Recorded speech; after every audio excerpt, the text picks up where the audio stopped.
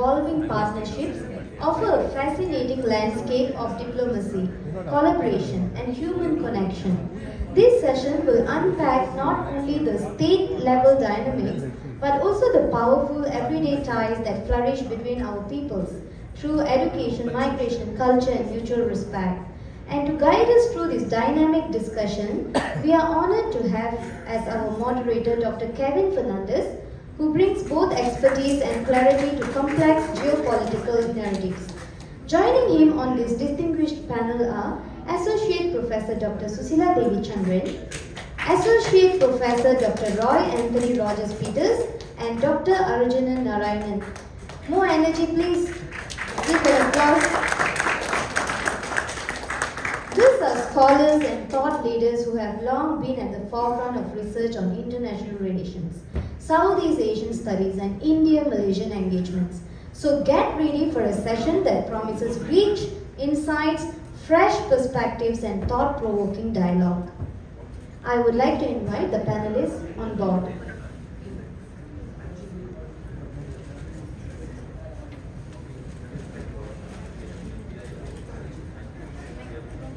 Hello. Yes. So, good afternoon. Welcome back. I hope you all had a sumptuous lunch. So, I will start off with saying bring out my humble thoughts on setting the stage on what we are discussing here. The contemporary international system faces a fundamental power transition characterized by China's rise and declining American hegemony. The realists argue this creates a systemic anarchy as powers compete for dominance while neoliberal institutionalists contend that multilateral governance can replace hegemonic ordering functions.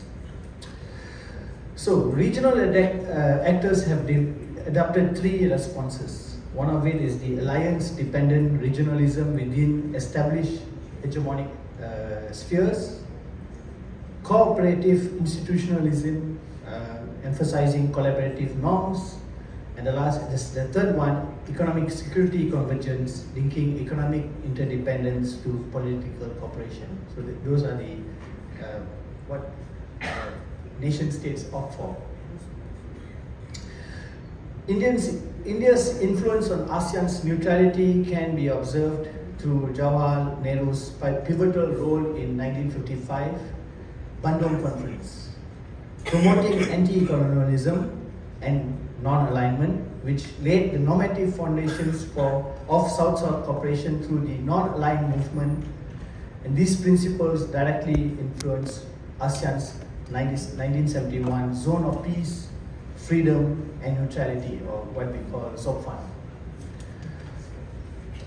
ASEAN's centrality manifests through the ASEAN Regional Forum, or ARF, for political and security dialogue, and the East Asian Summit established in 2005, which expanded in 2011 to include the United States and Russia, creating an 18-member forum bridging Asia-Pacific strategic competition.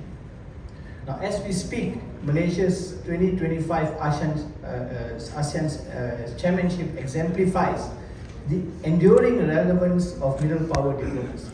How?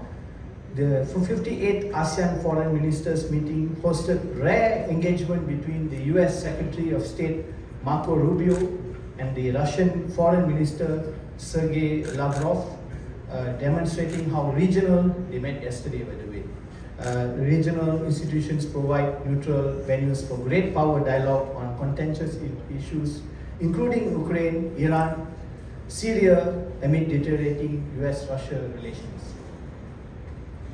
Now, in the context of Malaysia-India Strategic Partnership, the Malaysian-India Comprehensive Strategic Partnership 2024 operates within broader multilateral frameworks, including Indian Ocean Rim Association, Indo-Pacific Economic Framework, BRICS Plus, creates multiple venues for collaboration. India's ACT, East and Act West policies crystallized in the Indo-Pacific Oceans Initiative launched in 2019 positions Malaysia as a key strategic partner. These contemporary partnerships build upon deep historical foundations.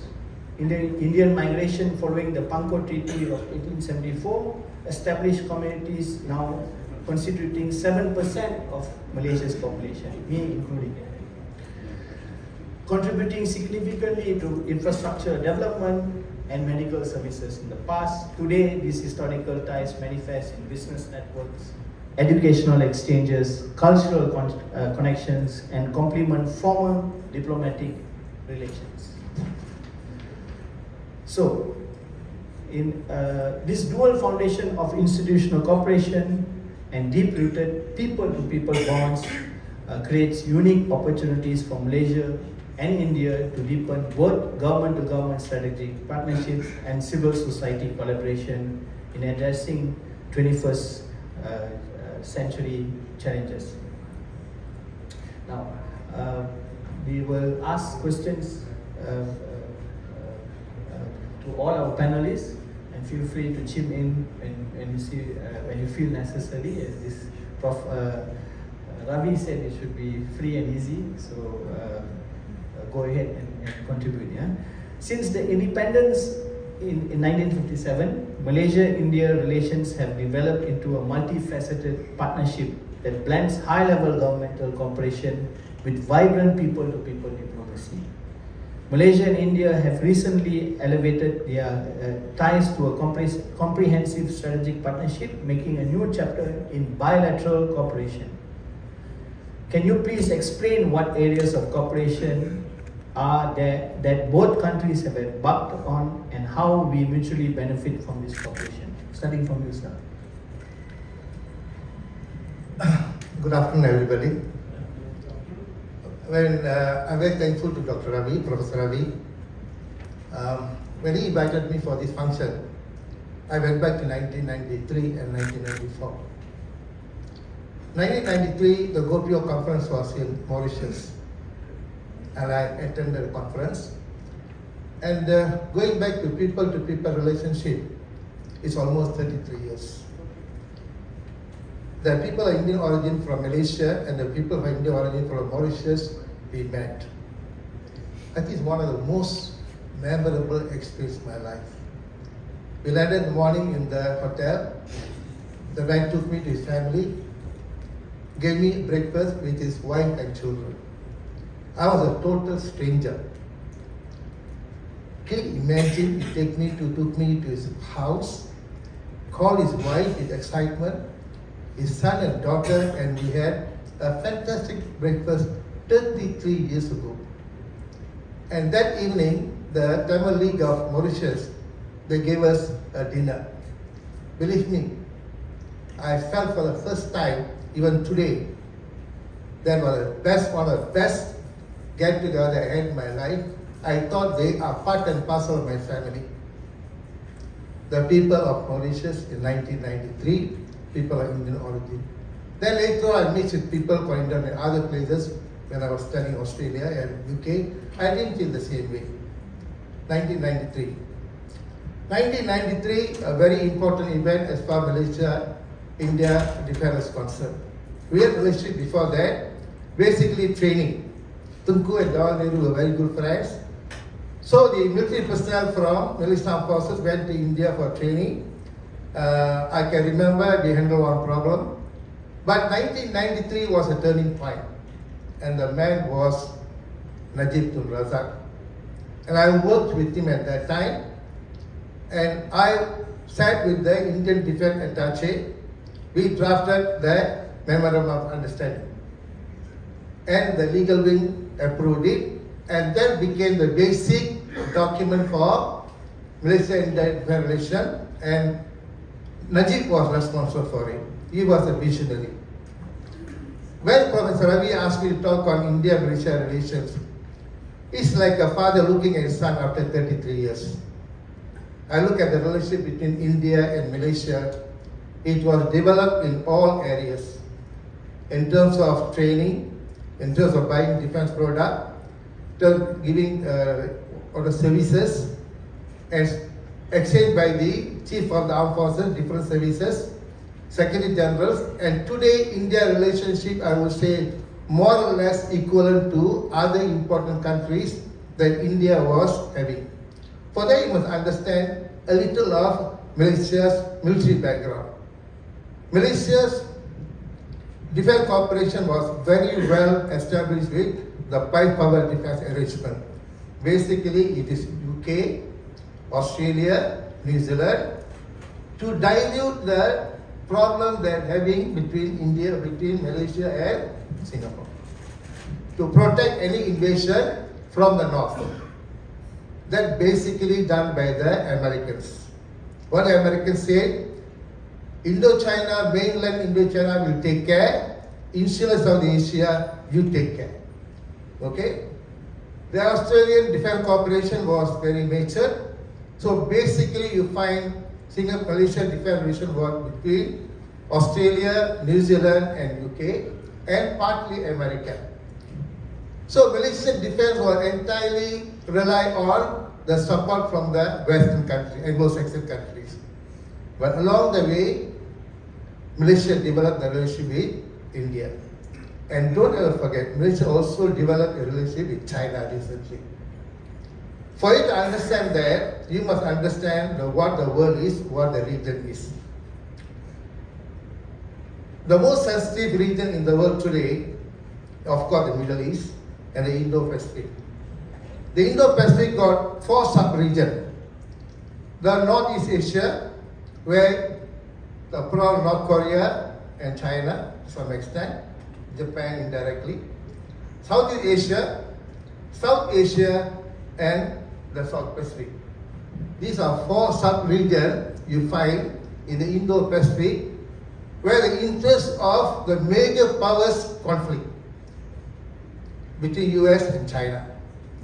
And the one region that brings all these people together to talk and discuss is the ASEAN region. So the ASEAN region becomes something that needed by all these major powers in the world. What the world is actually. During the Cold War, it is bipolar. During the post-Cold War, for a while, it's unipolar. And after a while, it is unipolar in multipolar. So that means when 2 powers compete, the world divided by 2 powers. When one power is unipolar, there is only one occasion where it's unipolar, immediately after the end of the Cold War. And later on you find the rising of other powers, that means unipolar in multipolar. Whether you like it or not, the number 1 military power in the world, the United States of America. Whether you like it or not, the number 1 economic power in the world is the United States of America. US got 750 military bases in 80 countries. That explain who got the shot. Alright? So we talk about the national interests of the country, or the only permanent national interests. There are no permanent friends. And national interest can be divided into core national interest and peripheral national interest. Core national interest you can't compromise. If the core national interest is challenged, you go for war. If the peripheral interest is challenged, you can compromise. South China Sea, Malaysian territory, South China Sea, I would say peripheral interest. The core land, Peninsula Malaysia and East Malaysia is core interest. If anybody touch the core interest, the country will go to war. War is evil or noble? War is a paradox. War is evil because it destroyed all our civilizational achievement.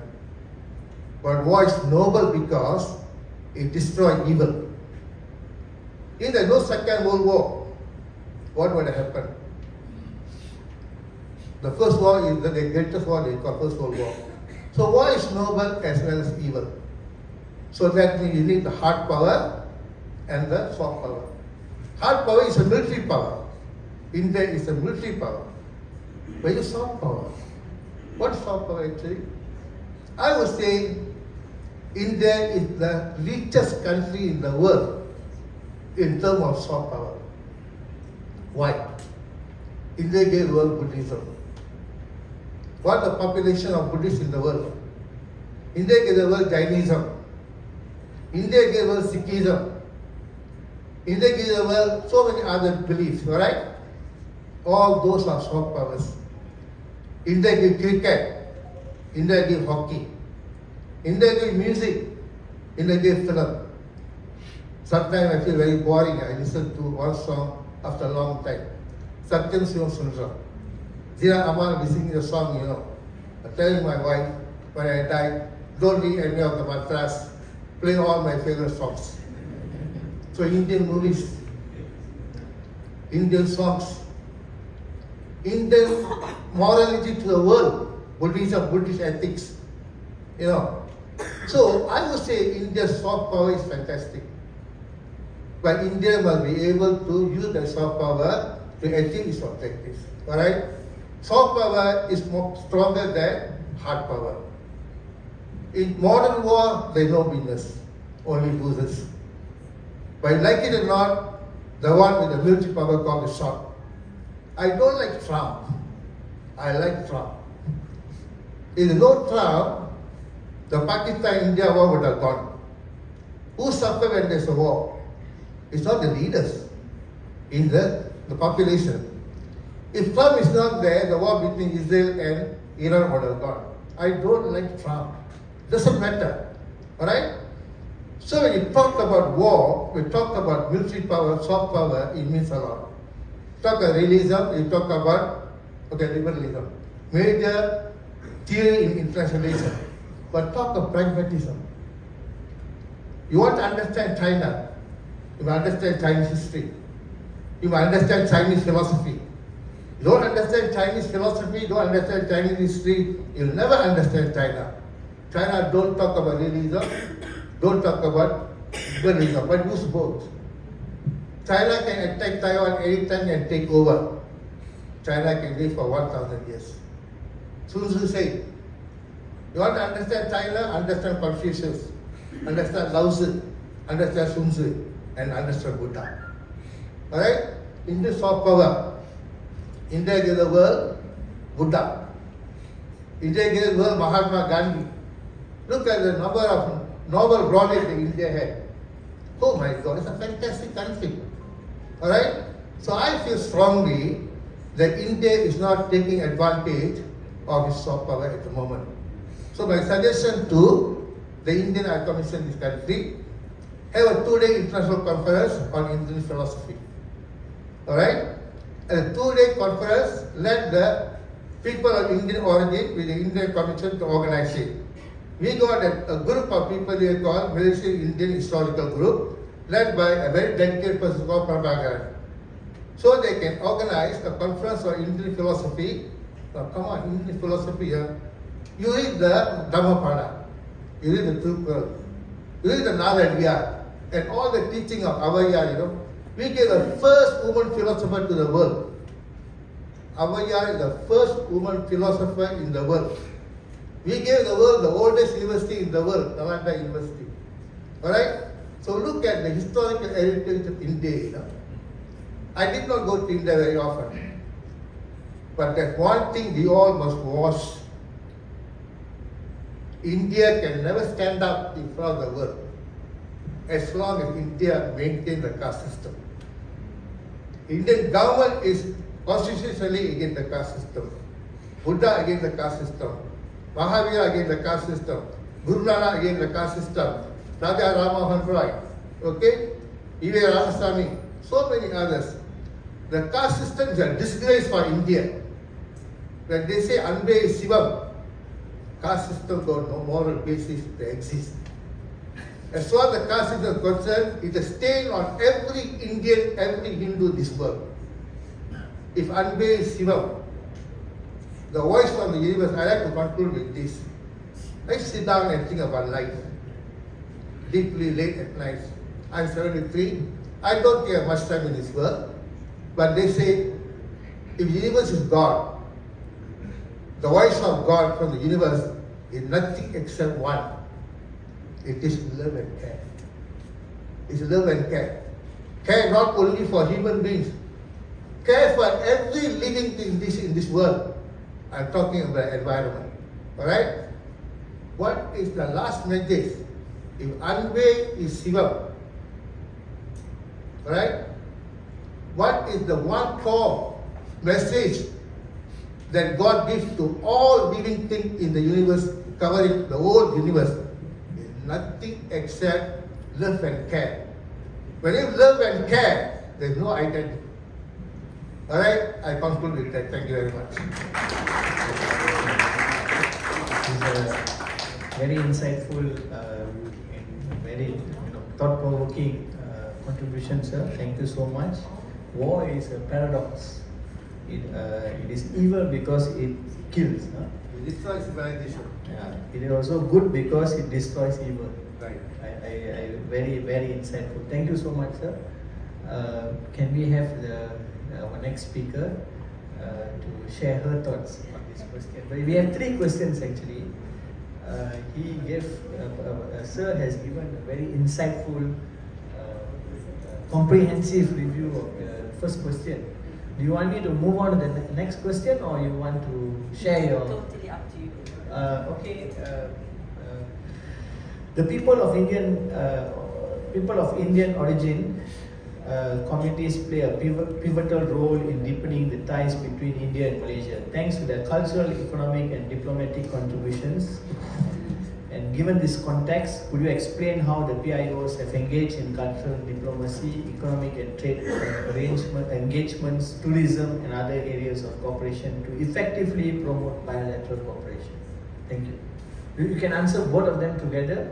You can answer one, or you can just give I think the question number 1 is totally very specific on the comprehensive strategic agreement. Okay. So, and question number 2 is more of PIO. So Yes. I think that there's 2 separate things. Yes. So I don't see how I can relate, but I can answer both in a very brief manner.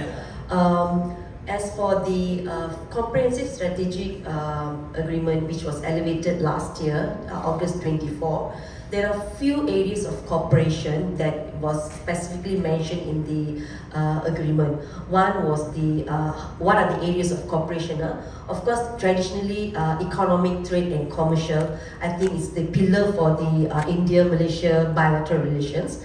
And then the second one is the Malaysia-India Digital Council that they have formed, mainly to actually look into the digital economy, and I think where Malaysia-India can enhance the so-called the AI, which is the upcoming, already in trend. So where the areas of this council, I think basically to navigate and help the digital economy with that. And then also the third cooperation, I'm just going to mention some of the main area of the cooperation that was mentioned.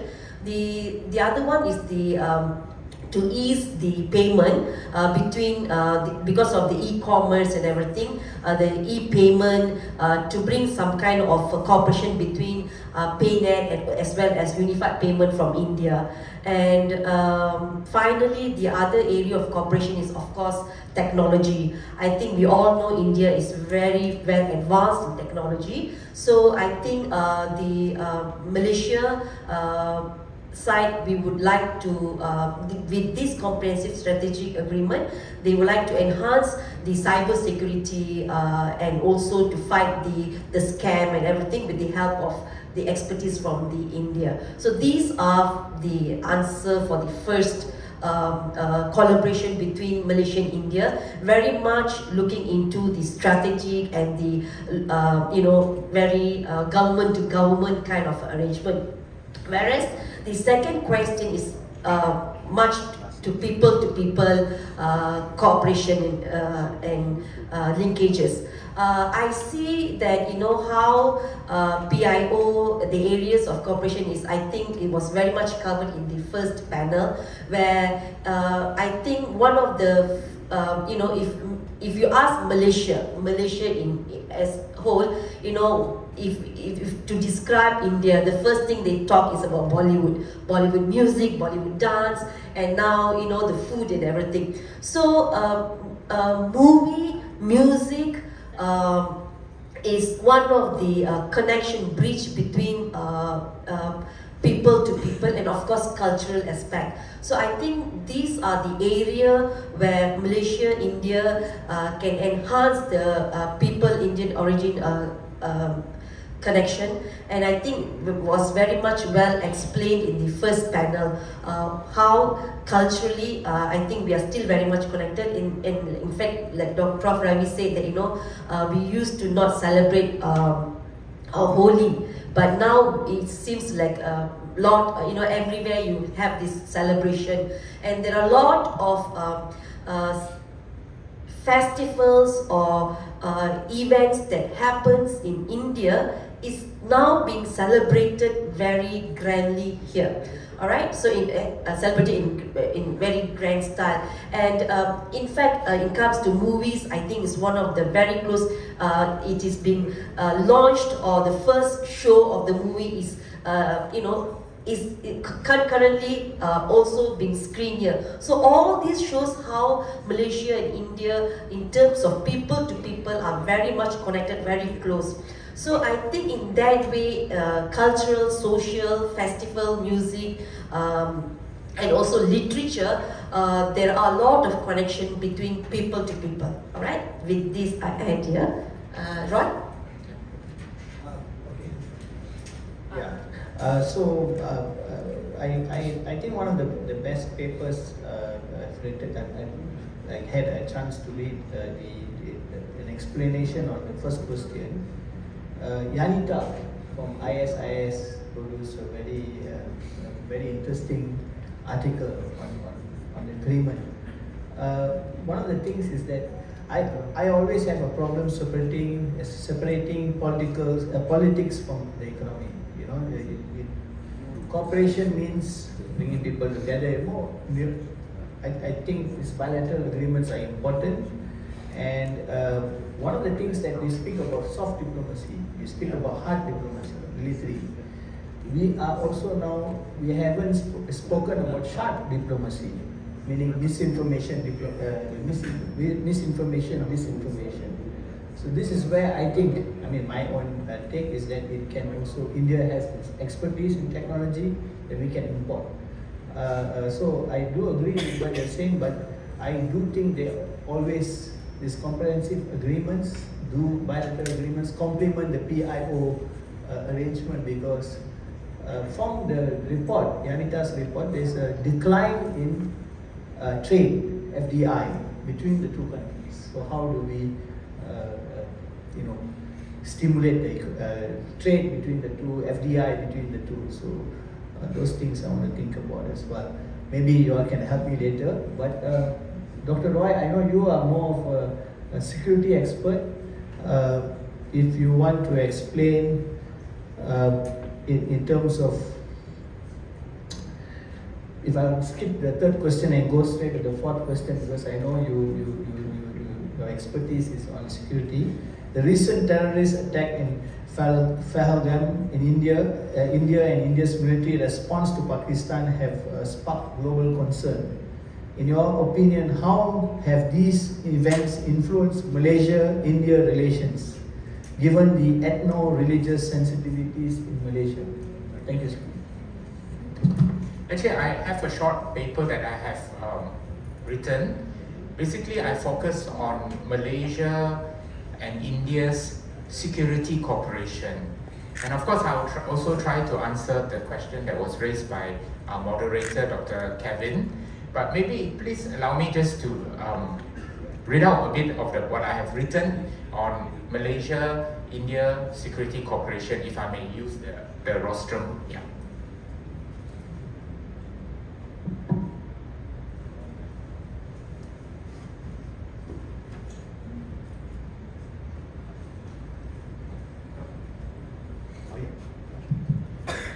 Ladies and gentlemen, salam sejahtera, namaste, Malayu walakam. Malaysia and India diplomatic relations officially began in 1957 when diplomatic mission in New Delhi, India was one of the earliest for Malaysia, alongside Jakarta, Indonesia, Canberra, Australia, Washington DC, USA, London, United Kingdom, and New York, United Nations. However, Malaysia-India relations can be traced back to prior to the independence era. Both countries, for centuries, in terms of trade, linguistic, culture, and religion, as Dr. Arul mentioned about Hinduism, Buddhism.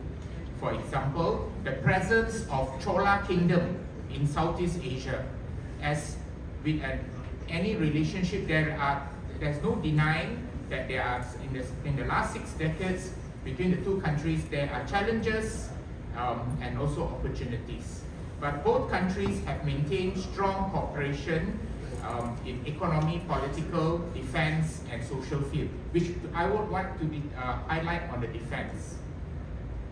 Historically, ladies and gentlemen, historically, Malaysia and India defense relations date back to British era when the Madras Native Infantry was called to serve British Malaya in the early 19th century.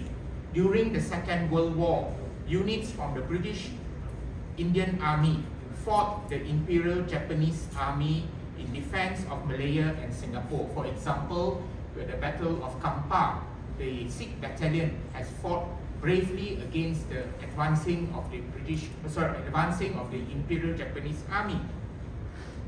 And apart from that, India has become a center of military training where officers from Malaya have attended training at the Indian Military Academy, IMA, in Tehran.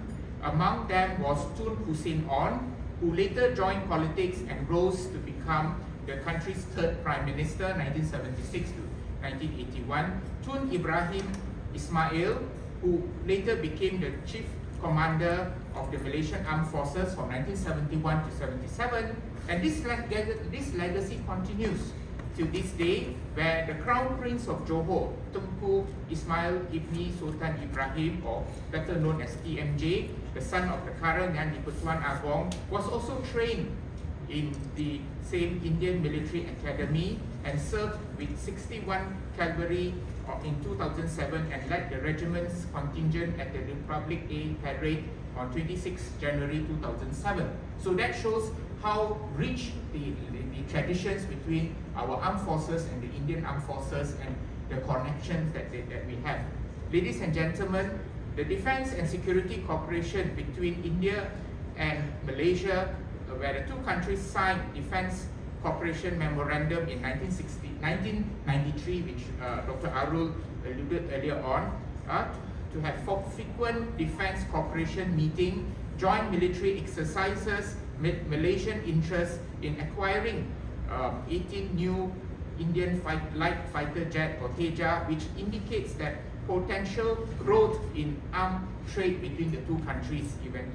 And between the two nations, defense and security relations were further strengthened with the maiden visit of Indian Defense Minister Rajnath Singh to Malaysia on July 2023, and he met the then Defense Minister Datuk Seri Utama Haji Mat Hassan, or now the Foreign Minister.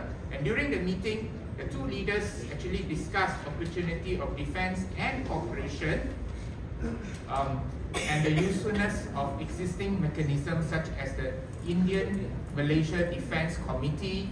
And in addition, they have also agreed to amend the Memorandum of Understanding signed in 1993 on bilateral defense cooperation to allow for bilateral activities between the three military services in future. Ladies and gentlemen, it should be emphasized that Malaysia-Indian military forces have already conducted joint military exercises. For example, the two countries conduct 3 joint exercises in 2022, the Udara Sakti exercise, Samudra Laksamana exercise, and the Harimau Sakti exercise. In addition, Indian warships often make courtesy visits to ports such as Port Klang, Port Kinabalu, and engage with the Royal Malaysian Navy. This is part of military diplomacy between Malaysian Armed Forces and the Indian Army.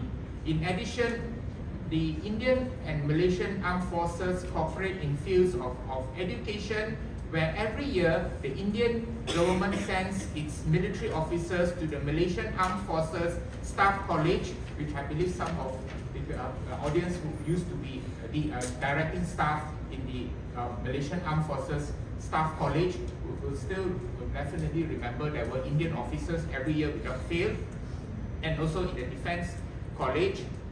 Apart from that, Indian government sends military officers also with the Royal Malaysian Navy. For example, the exercise Milan, a naval exercise organized by the Indian Navy. Both Malaysia and India want peace and have been cooperating in the area of defense and security. We are now in 2025. In 2 years from now, we will celebrate the 70th anniversary of the bilateral relations. It will be a platinum jubilee. As you know, 25 years is silver, 50 years is gold, 60 years is diamond, and 70 years is platinum. So we will be celebrating the platinum jubilee with platinum, as we know, is a highly prized and solid metal that can withstand heat. Likewise, the relations between Malaysia and India have gone through ups and downs. There's no doubt about it, but they are still solid, valuable, like the platinum. So to answer the question which Dr. Kevin raised, yes, it is something which is sad that there have been terror attacks on the Indian side of the Kashmir border, and I think Malaysia's response was Malaysia did not want to get itself involved in the struggle. But if I'm not mistaken, recently there was a delegation from India visited Malaysia and visited the parliament as well. And Malaysia has made it clear that we go according to the rule of law. We go according to the rule of law. If that party is wrong, so be it. We cannot be dragged solely because of religious affiliation and so on and so forth. Right? And I think I'll end here. Maybe we'll take more questions. So anyway, terima kasih, Dhanyawad, Nandri, Wanakkam.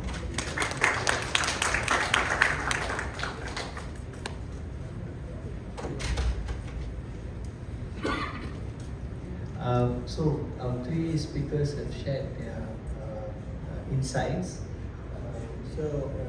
Anand wants to, Dr. Arun wants to share another 2 minutes of his insights that he left, that is burdening his mind. And then we will take questions from the floor. Okay, so we'll give him another 2 minutes so he can finish up everything that he wants to share with you all. We are really happy to have you here, sir. And then we'll open up for questions. If I don't speak this, I can't sleep. Alright? When I came to school in 1959, my teacher taught me Mada Pila Guru Deva. My mother left me, my father left me. My teacher is here, Mr. Mahendra. He taught me in Form 1, 1956. Until today, I'm meeting, I'm very blessed. Thank you, Mr. Mahendra. Okay, next one. Having a relationship bilateral is normal, nothing new. But are they tested? When Pakistan attacked Bangladesh, in my memories, in 1972, the Americans sent their aircraft carrier to the Gulf of Bengal to threaten India. Russia sent its aircraft carrier to the Bay of Bengal, and the Americans withdrew. Right? I worked in India for 10 years, and I was officer in charge of the international wing. One day, the call from our Navy said, "Sir, you are meeting the Indonesian Navy eye to eye for the rule of engagement." We went straight to see Mahathir's brother-in-law, Hashim Ali, General Hashim Ali. "Sir, you are in trouble." He just smiled. He took the phone and talked to General Modani, the Chief of Defence Force, Minister of Defence. Put it down and said, "I already issued the order. The order will be issued to the Indonesian Navy to withdraw. And the order will be given to the Malaysian Navy to withdraw. No war." What I'm trying to drive at? People-to-people relationship, yes, but the relationship between the elites is more important. The political elite, the economic elite, the military elite, the elite. Insan udambukku sirase paradhanam. Right? So the relationship with the leaders, the powerful group, very important. I did that during that when I was in the military, when I was in the Ministry of Defense. The third one, luckily I remember, hey, the Malaysian Indians are not ordinary people, you know. The people of Indian origin in Malaysia, they went to Olympics, Jagadisan, T. Krishnan, R. Subramaniam, Rajamani, Shanti, Angama, you know, hockey, cricket, you name everything. We had businessmen, Arun Pillai, that's Sridhara Pillai somewhere, you know, in the Garisalingam, and Krishna. So I find the Malaysian Indian, when Jagadisan went to Tokyo Olympics in 1964, he brought honor to every Indian in the world. When the national team ran in the Olympics, Mexico Olympics, they brought to Indian, they said Milta Singh and the one lady from Kerala, I forgot her name. So the Malaysian Indians organized the first International Tamil Conference. The Malaysian Indians organized the first conference on Abaya. And the Malaysian Indian played in the World Cup hockey. I feel proud to say I'm a Malaysian Indian, alright? So when you're an Indian anywhere in the world, I went to Germany, they say I'm an Indian, they thought I'm an Indian, you know, I'm Malaysian, alright? They kissed me. You're from India? Germany. It happens in Rome, in Athens. 2023, I was in the US. My wife and I were the only Indians in the group, the rest are Chinese from China. The Chinese girl came and told me, Uncle, I like Indians very much. He said they're very smart. The same thing one guy told me when I was waiting to go to Moscow. I was resting in Seoul airport. An American came and told me, you Indians are very smart, huh? I just told, follow me, I'll go to Simpanangam, to the prison there. I'll show you the number of Indians there. Thank you. So, Dr. Arun is a very popular guy. Our girls are waving at him. So we have to get the political, economic, military elites, but let's not forget the bureaucratic elites that also need to be engaged in this kind of platforms. The bureaucratic elites, when we forget them, things don't move as fast as we want. Can we have some questions from the floor? Yes, yes. Sure, okay. Can we have some questions? Don't only direct to Dr. Arun, the rest, yeah. Okay, yes, please. Yeah. You want a mic? No, it's okay. I step out, you know. Okay, with the recent ASEAN meeting, right? What is the role of India in being our ASEAN partner at this point of time? Because I think China was invited. I would like to know what is the role of India right now. Because there's a lot of collaboration that's going on between India and Malaysia. I know that there's a lot of Chamber of Commerce, even the Indian High Com, they are very aggressively trying to do some kind of business connections and all that. But somehow or other, there's a missing link. I'm a Malaysian, by the way. My name is Neelam. Thank you. Anybody? Okay. All right, thank you, Neelam. I think during the ASEAN summit, ASEAN India, there are a lot of course, it's a very politically meet up, and there are a lot of agreements and collaborations are always being signed, and MOUs are signed and everything. The next step is how the government to government would enhance this cooperation. So there's always the after all the ceremonies. Only then we would know to what extent the collaboration, the agreement are being taken up. So even when any ministers or any collaboration, a lot of MOUs are signed, is the aftermath of it, to what extent then only the bureaucrats, the policymakers, the minister to ministers level, they would actually work. So it is wait and see at the moment how ASEAN India agreements is going to take place, and of course a lot of consideration with China is also will be taken into consideration. I think that's what I would like to say on your question. Okay. maybe just to add on, I think it's crucial to have India during the ASEAN meetings. Also, this will help to balance that we will not become over-dependent on China. I think that we need to strike a balance, and this is in line with the policy of neutrality of ASEAN, that we don't want to take sides and friends to all. And also, India has the policy of Look East policy. So the east of India, of course, is Southeast Asia. So I believe ASEAN members welcome the presence of India in the area on in various areas from security to education, social engagement. Yeah. Okay. I think there are two. There's 1 second. I think there are two forums: the East Asia Summit 2005, the East Asia, the ARF, ASEAN Regional Forum. These are the two forums we have. Actually, we have. I think even Taiwan is involved, right, Prof? Prof, first of all, thank you for having us here together. A round of applause for Prof's hard work. He said for best for the last, but thank you, Prof. I think these are the two forums. We even got China. We even got China to speak with Taiwan. Look, to me, sorry, there will be always choker points. Suez Canal, Panama Canal, Kashmir, and South China Sea. These are trading routes, ship routes. Correct me if I'm wrong. This is just my own delusion. What the young people call dilulu. Huh? So these will be the choker points. There will always be contentions. And today, as there's declining trust on the world's police, we need these forums to discuss, to engage, including India. So, and discussing political issues, we got the Russian foreign minister here speaking with the American foreign minister. I think ASEAN is kind of successful. I'm proud of what they're trying to do. But yeah, let me not take too much of our panelists' time.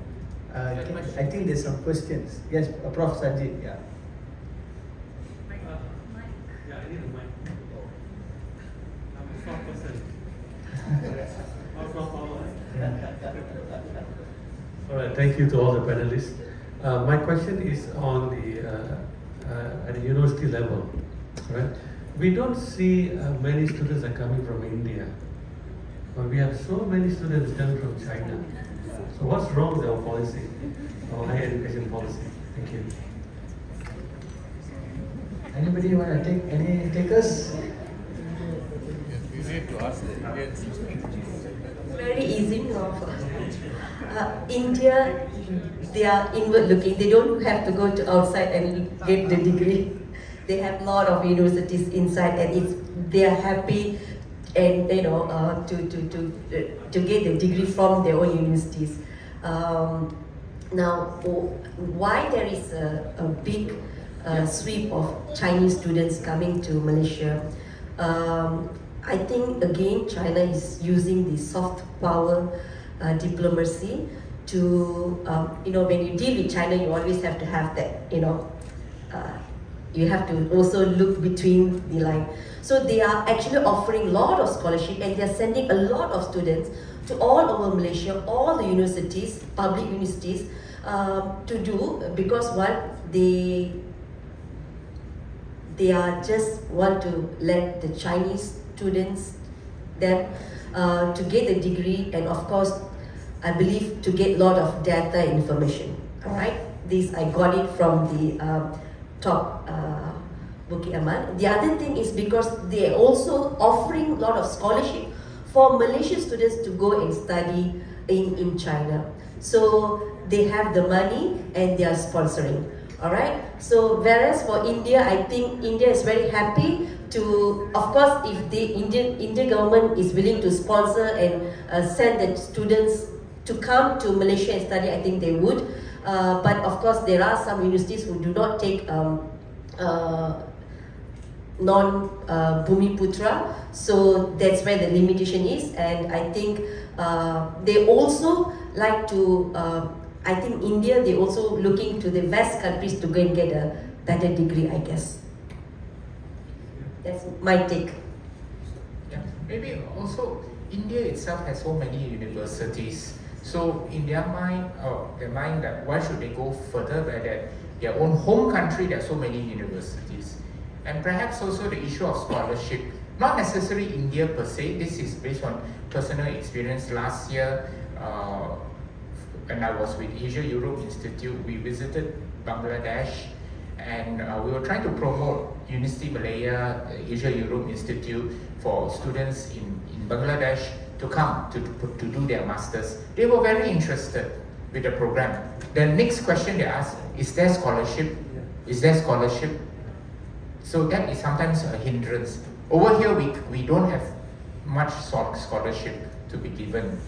Comparatively, perhaps from China, a lot of them, some even self-sponsor. So that is, I think, one of the contributing factors. Sasektaji. The one thing that I realized when we try to send our students from Asia, Europe to Philippines, we try to bring them, is policies against bringing Chinese students there. We can't bring them to, we couldn't bring them to also Pakistan, and even in Australia, apparently there's policies against Chinese students going there, and they are really concerned about ranking. So, on Indian students going abroad, I think it will be fair to say we have to look at the tier. Some of these students who've gone abroad, I mean from those who can afford, what I mean by tiers is those who can afford, went on, became professors, and they're shaping, they're doing very, very well. So it's those who probably ask us for, scholarships are probably those who can't go abroad. So we really, who are we talking about? How do we break them down? Nation states policies against Chinese students coming in. I do at some point, we tried to bring students to Thailand. They were not allowed to go to Thailand as well. So one of the options is NUS. I understand that droves of them are going to NUS, and they're also coming to Malaysia. And probably those who can afford from India probably go to Harvard or start places like this. This is my imagination. Anyway, Prof. Dr. Oh, there's another question. Yeah, sorry, sir. Just want to request whether from scale of 1 to 100, how do Malaysia position towards China? I don't know. I feel we are already over dependent on China. Correct me if I'm wrong. Thank you.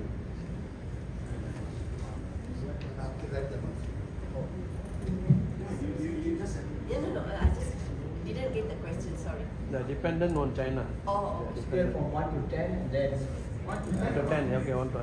1 to 10 or 1 to 100? 1 to 10, whatever. 1 to 10. Let's put it 1 to 10. I think it's quite clear that China is the number one trading partner for Malaysia as well as Southeast Asia. For Singapore, China is number one trading partner for Malaysia, for Vietnam. So I think when it comes to in terms of economic trade, China is the number one for the last 10 years. All right, let's say for the last 10, 15 years, they are still number one trading partner. So in terms of economy, we are very much, as you said, we are dependent. It brings us money in that way. So 1 to 10, of course, is at least 7 to 8. And at the same time, Malaysia is also aware that we should not be over-dependent on China. So that's why this multilateralism and diversifying the economic trade with other partners, such as in Europe, as well as in South America, and in fact that's why Malaysia has shown its interest in BRICS as well. So all this is one of the way to actually diversify the economy so that not to be too dependent on one trading partner. That's my take. Dr. Rai. Same. I would agree with Dr. Sushila. If you ask between 1 to 10, I would say maybe 8.5 around that score. But in terms of economy, China, I always say China is like the goose that lay the golden eggs. So as long as it lays the golden eggs, people are realistic. People will still go for that. That will still cherish that goose. The moment if the goose doesn't lay golden eggs, they will forget about that goose. See that? But at the same time, we have concern about China's presence in South China Sea. But Malaysia's approach to South China Sea is more of silent diplomacy. Unlike, like, say, Philippines brought it to international arbitration, or Vietnam has its military presence together with US, we will negotiate behind closed doors. We are concerned the presence of Chinese Navy, Chinese Marine, in the Batinki Ali. I think Navy officers who are very here will know that we are concerned, but we don't highlight it so much because we think of more of economic dependency. But having said all this, I think we need to diversify, and one of it is definitely India. Definitely India. So I always say we need to diversify our trade relations and not overtly dependent on China, especially through the BRI and all this. By itself, maybe it's not bad, but if you become over dependent, that is the problem. Then sometimes even issue like sovereignty can be at stake. And why China is dominant also partly because of the presence of Chinese diasporas in Southeast Asia. So that's why in order for India to grow stronger presence, India's soft power presence, I think Indian diasporas like ourselves play a crucial role to promote the prominence of the ability of India as also an alternative. Thank you. So, Chinese debt trap and US protection lah. That's why we need in Southeast Asia. Sum it all up. Yeah. Thank you. I just want to share this information where I'm from the private education sector before. I don't know how many of you know, today Nilai used to be a hub for private education. Today Inti is taken over by Chinese people, Chinese company. Nilai University is taken over by also Chinese. Manipal is taken over Chinese, and they have a diamond there also. Basically, this is happening. Malaysians are all selling. So they're really coming in very strong for education aspect of it. When someone questioned why Indians are not coming here, we used to go to road show to India to bring them in here. Their issue is quality education. They said Malaysia has got lower quality education. Simple as that. Thank you. 5 more minutes. But the last question only Dr. Arun can answer. I think I want to talk because of I'm not only an academic. I work in India for 10 years. I work in the policy division, the most secret division in the Ministry of Defense. I worked 2 years in Maritime Institute of Malaysia. Maritime Institute of Malaysia. We look at the waters of South China Sea, States of Malacca, and other things. Now, the turning point in the history of China in the modern era, when China admitted into the World Trade Organization. Deng Xiaoping was the one who changed China. China no more a Marxist state. China became a Marxist capitalist state. And within a number of years, China able to become a number 2 economic power. Today, the number 1 economic power in the world is still the US. If my memory is right, they got about 40 trillion ringgit, $40 trillion. Number 2 is China, 19.5. India taken over Japan. Number 3 Germany, number 4 is India. They say India will become number 3 soon. Yesterday I read from the social media, India got oil resources in Andaman and Nicobar Islands that worth about 20 trillion. If that is true, India even may become the number 1 in the world. Alright, you answer the question. Which is the number 1 university in Asia? Just for discussion purpose. University of Singapore. The minute you mention University of Singapore, people respect. Harvard people respect. MIT people respect. Which university in Malaysia they will respect? Let's be honest about it. Alright, who understands the children to university spending millions of dollars to a university they think it's not up to standard. 2 days ago, a retired Vice Chancellor said, our universities are declining. It was so sad. yes, we can send Indian students to Malaysian universities for people-to-people relationship. So that's one.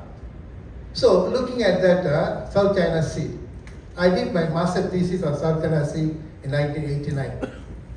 I prepared a paper in Moscow in 2019. I got few publications on South China Sea.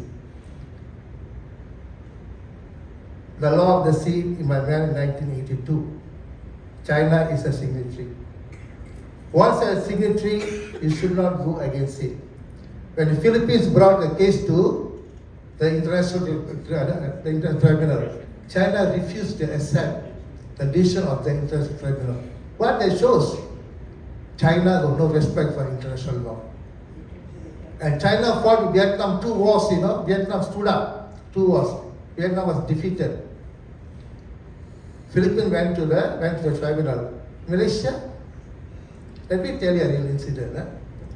A particular prime minister wanted to go to South China Sea. It was decided. And he came to know about it, that the Chinese warships are coming to that area where Malaysians are claiming. That particular prime minister cancelled the trip. If there's no United States of America, let me tell you this. Tomorrow the Chinese will pick every country from South China Sea and say South China Sea belong to China. When did India move to the east? During the period of Manmohan Singh. When China becomes strong, Manmohan Singh made a very major decision. They slowly moved eastward, and then they established a relationship with Vietnam, And India is part of Quad.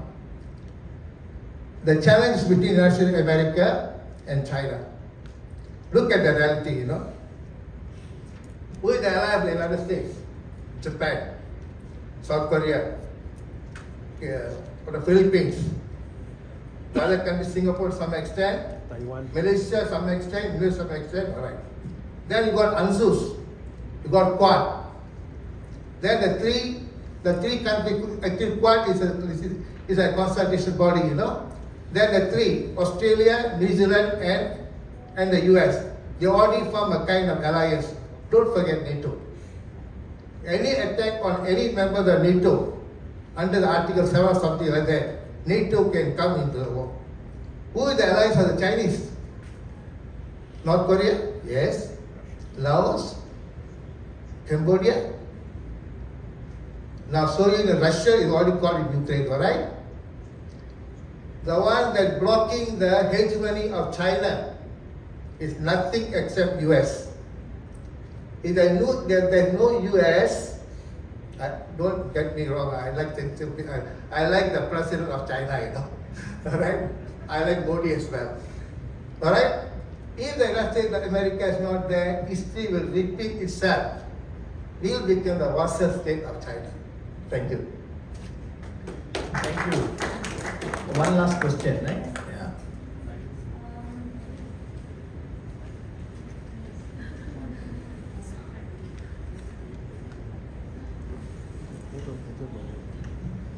Good afternoon everyone. Assalamualaikum warahmatullahi wabarakatuh. Salam, Om Swastiastu, Namo Buddhaya, Salam Kebajikan. Let me introduce myself. My name is Azra Jingana Pisena. Maybe it's last question. So, be thankful for Dr. Rafi to invite our in this discussion, and I'm very so glad and until I don't know to express this. And this conference is very well and very good. And I'm a student at UKM. The course is study diplomacy studies, FSSK. In here I want to learning, and I have a question, Doctor, about the government and people to people relation. How can government adjust the regulation to respond the crisis, in this crisis, like the mention about the culture deletion or rejected the regulation like foreign policy or decline foreign policy, and South China Sea. I see from the, if our see from the bottom up perspective, PIO has how to say, capacity to foreign policy opportunity to influence the opinion of or discourse people to people. And how does the government to adaptation the regulation for this emergency situation? Thank you. Thank you, everyone. So, from what I understand, she's asking, correct me if I'm wrong, with regards to South China Sea, I'm just, please correct me if I'm wrong. How do we get the people to ensure that governments around the world respect the rule of law? That's what you're saying, right? Diplomatically, they made some arrangements. How can we, the people, make sure that the rule of law is respected? Something along those lines? Yes. Yes. Okay. The answer is very simple. The interest you are talking about is a core interest or peripheral interest. The peripheral interest you can compromise. Core interest, you go for a war. Very clear. Alright? When you go for a war, you have to ask you can win or you can't win. If you can win, you go for the war. If you can't win, don't go for the war. You know, modern war, there are no winners, only losers. But South China Sea is very, very clear. There's a winner. There's a winner in South China Sea. You can solve South China. The people is got nothing to do when they are dealing with core interests. The people can go and visit for tourism, makan, all that can. When you are dealing with core interests, you have to make a major decision, committing your nation for a war, you know. So there are two ways to solve the problem of South China Sea. Very simple. Number one, let China take it. It won't happen. Whoever controls the states of Malacca, whoever controls the South China Sea, will control two things. They'll control the trade, including oil. They'll also control which military force pass through the South China Sea and the Straits of Malacca. If I am the President of America, I will teach a lesson to Malaysia, for example. I'll put my aircraft carrier in South China Sea. Malaysia finish. Let me tell you this. So makan angin lah, having nice kunduri for makan together for Raya Deepavali, all that you can have together. God interest, no. The next one, tell China. You are UN Security Council member. When as UN Security Council member, your first duty is to maintain there is peace and order in the world. You are a country with veto power. You say you are representing the third world in the UN Security Council. You got an obligation to humanity. You have to listen to international law. Go to the ICJ, International Court of Justice. Bring the matter to, just tell China, you follow the decision of the International Court of Justice. But China has a veto power, right? And China can say, go tell me the international law. What is international law after all? What is international I'm asking you? It's just a norm. You have to practice, you practice, otherwise never mind. UN Security Council is today's date. You know, so therefore to answer, Rakyat cannot do anything lah. When coming to the core matter, in my family when we decide how much money we want to give for my children, I decide. Because so important, you know, so you got so little in your hand. So people cannot, they can't even follow the traffic rules in this country, the Raya. Alright? So can't compromise over your core interests.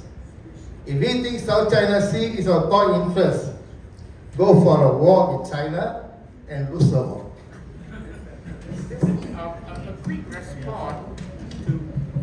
A quick response to the question.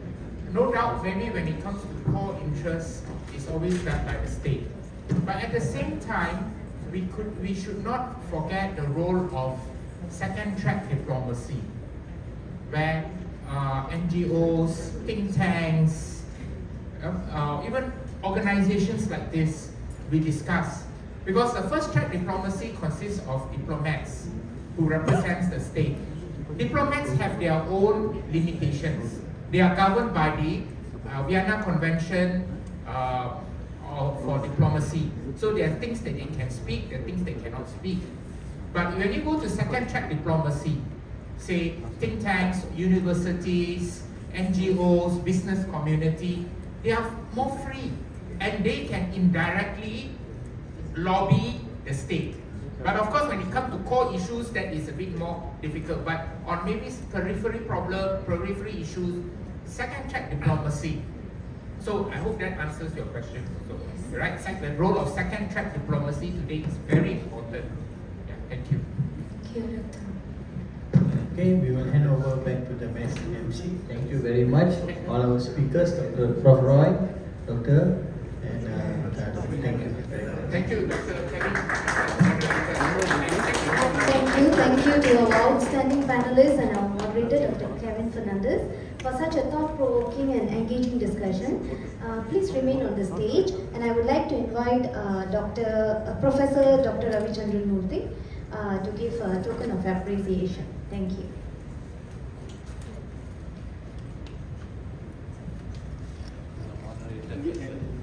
And we will proceed with the group photo session, so please just stay there. Yeah. Thank you.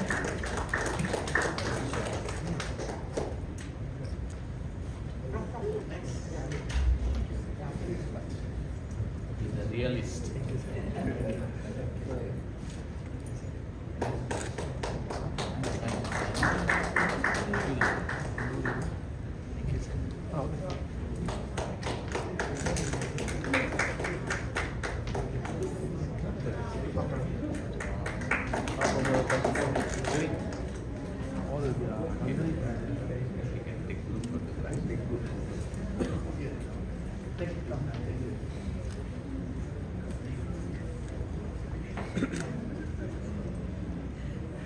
One, two.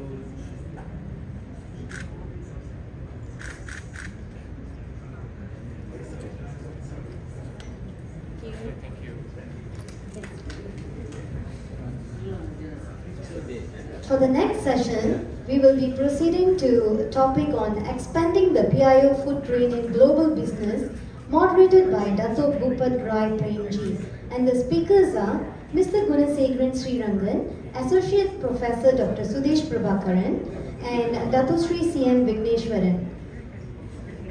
Please proceed to the stage. Thank you.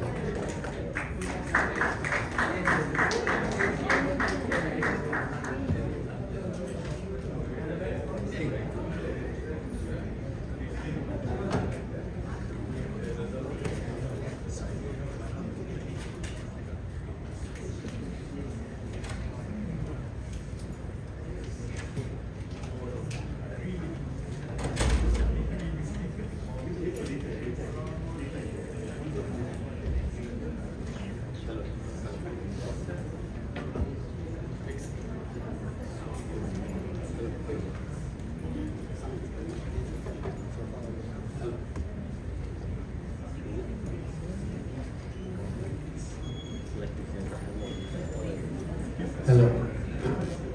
A very good afternoon. A very good afternoon. All of you all are with us or not? Because generally they tell me the 3 o'clock shift is a difficult shift. It's a graveyard shift. After a good meal, you will feel a little, you want some new energy levels. Okay, what I intend to do today is slightly different. Usually we have attended a lot of panel discussions. I want more interaction with all of you all. Participate fully. I'll give more time for questions from the floor so that you feel more engaged. Okay, this topic today which is expanding the PIO footprint in global business, I think is very apt. GoPio itself has got a global footprint. So it coincides very well that while we bring PIOs all over the world together, let's take the opportunity to see how we can actually expand the business footprint.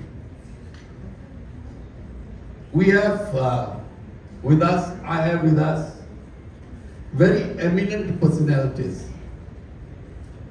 Each one of them, I think I can take maybe 10 minutes, 15 minutes to talk about them, but I will not do that. I'll make it as brief as possible because you all know the personalities here. On my immediate right is Mr. Guna, President of GoPio Malaysia, Chairman GoPio International Business Council. In one line, an outstanding veteran in banking and international trade. He champions PIO business interests globally. Very passionate about it. Further right, we have Dato Sri Vigneshwaran, a very prominent figure in Malaysia's human capital development and a leading corporate figure now driving industry workforce transformation. And then I have Associate Professor Dr. Sudesh Prabhakaran from University Putra, Malaysia, Deputy Director of the Center of Industry Relations and Networks at UPM. So I think he has got a lot of subject matter which is very relevant to the topic today. He is eminently qualified to enlighten us on this subject, being a leader in consulting on global inclusive engagement. So very appropriate. What we'll do is, we'll give each one of them 5 minutes to kick off today's topic, like what we have planned here. Very wide and open kind of discussion. Let them just set the ball rolling. Then some questions. I have a couple of questions here, which I will share with them later. Okay. Mr. Guna, would you like to start?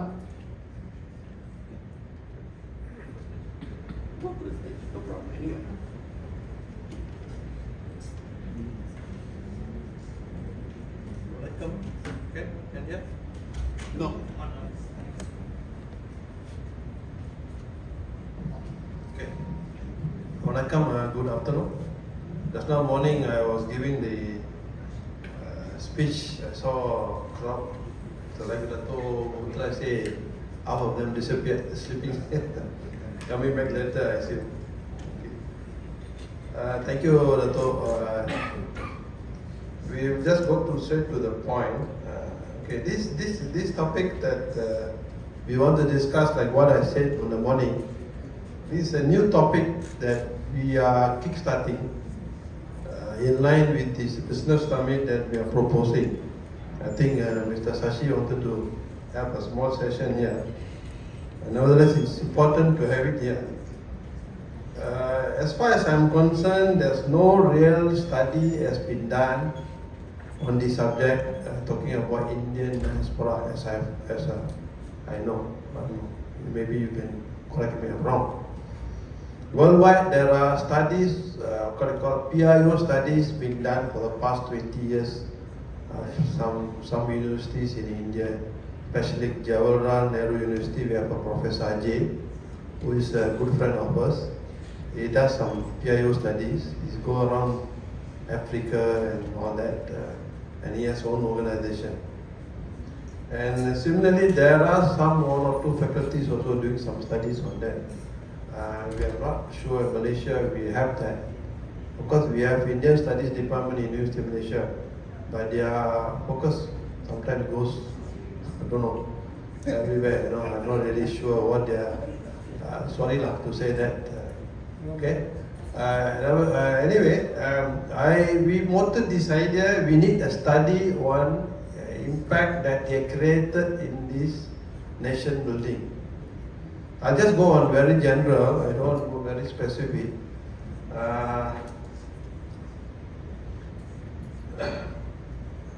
Okay, you can just go through past decades. PIOs have emerged as key contribution to the global economy, but there's a two-way looking at it. From leading Fortune 500 companies to pioneering startups and so on and so forth, talking about in US, Google, Microsoft, bank, Citibank, you have all the CEOs and all that, Indian origin or Indian nationals. But like 58 Indian origin CEOs overseas from generating 1 trillion revenue and 4 trillion market cap, just took it from Google, with 3.6 million employees. It's very big. In the US, 16 of the Fortune 500 are PIO-led, not PIO-owned, PIO-led, contributing nearly 1 trillion revenue. Okay, and around 15% of Silicon Valley startups were founded by Indian origin entrepreneurs. How do you see this? It's very subjective. They don't own, they start up, they just sell it off, and then pocket the money, they go out. They're not running the business. Okay, we are going to explore the footprint of PIOs and NRIs in global business is growing. And many factors are there that I would like to say, politics, ease of doing business, access to capital, and so on and so forth. And then also it goes on country wise, unique issues. Like Malaysia, we have our own issues. Myanmar, many challenges there, though there are 3 million PIOs. Example, very interesting. Mauritius, with majority population of 70% are PIOs, but the business is not in their hand. It's out of their hand. Very, very few are in the business. They are comfortable. They are comfortable with the civil servant. They go at night and come back 5. That's it. So that is Mauritius. When you talk about Sri Lanka, okay, Sri Lanka is quite interesting. I just been there for last month. Sri Lanka entrepreneurs are increasingly engaging in export-oriented industries. Approximately 2 million PIO population who are deeply embedded in local economies. Sri Lanka has a long history of Indian entrepreneurs excelling in tea plantations, textiles, steel and export sectors. Very interesting. I was informed about 30 to 40% of Sri Lanka economy is under the PIOs. Their majority are Tamil. Okay, there are 2 categories of Indians are there. Of course, PIO in Colombo, and then we have we don't call them Indian citizens. They're Sri Lankan Tamils in Jaffna, but we don't consider them as part of PIOs. Okay, they don't come under the Indian diaspora. Okay, they are Sri Lankan. They are not Indian per se. But sometimes we already used to it, we get them our activities and so on. They have their own challenges there. Talking about Myanmar, Malaysia, all this NEP policy and so on and so forth. So I don't want to go into most of the Malaysians here. You should know better. Though we have almost 9% population in this country, due to many policies, we won't be able to into this what they call mainstream of activities. To apply for the contract, to get the government contract, it's not easy. What's the policies here. But nonetheless, there are many Indians are really striving and successful in business on their own way by venturing into different countries. So Myanmar is another, after 1962, before 62, the economy of Myanmar is basically under the Indian control. Chettiar, money lenders and so on. After 62, the regime changed, everything is haywire. they are not really in business. They are just assimilated. There are people in business, but it's very challenging how to do a study in Myanmar. I don't know. We have to do the study in Malaysia. We have to do very difficult country to study, but we have to do it. Mauritius, like what I said, Sri Lanka already explained. South Africa, another interesting story. South Africa has a diverse economy, about 2 million population, but very interesting that there are also about 30 to 40% Indians PIOs are in business. The economy is controlled by them. So the study has to be done. How to do the study? This is the way that we are looking at the US. We have 5 million PIOs or NRIs and PIOs. Now slowly many are becoming PIOs. But are they business owners? Many of them are professionals, earning high income. Africa, another big continent, we have a lot of Gujarati communities who rose to Munaka migrate pannirukanga. Sikh community migrate pannanga. But another business around textiles and so on. But another peculiar situation that we need to come out with a study on this. Then what I told you about US, the corporation, who are the owners. So what is the way to move forward to come up with this idea? Encouraging policy, fostering local entrepreneurship, access to finance, skill development. These are challenges that we face. We have to build platform for investment, mentorship, knowledge exchange, and sustainable development. Supporting small, medium enterprise. Like we become a supply chain of the, we are talking to the government of India for many, like we are having a Gopio International Business Summit in Puducherry this August, okay, next month, 22nd, 23rd, 24th.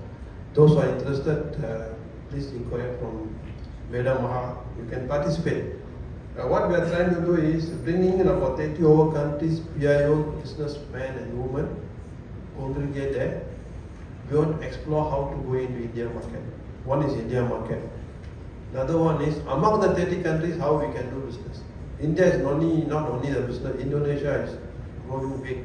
Africa is very big. Africa, many Indians are now moving to Africa, buying thousands of acres, very cheap. 1 acre, no only, 100 ringgit. They're talking about, I was shocked. Seaside in Ghana and whatever, not there. You come Guna, you just buy the land, 1,000 acres. You buy 1 acre in White Palm, because you 100,000 here. That 100,000, maybe you can buy 1,000 acres. Plant, export to India. The opportunity there was there. But how are we going to use it to? This way we are looking at this the business conference summit. We are discussing how to collaborate and go for this. And, we together we are going to invest in Africa. You know, overall, 1 million for the Arabs and the bar. You don't feel the pain. You take the risk and try. That's how a lot of people are doing that. Okay, Mr. Guna, So I'm already, I'm finishing it. So conclusion is, individual success stories are inspiring, addressing structural challenges related to ownership of transparency, economic equality, and inclusive growth. As the community continues to evolve, fostering innovative, transparent and inclusive business ecosystem will be essential for shaping a prosperous future. So we will discuss more if any. Thank you very much. Thank you. Thank you, Mr. Guna. Hello.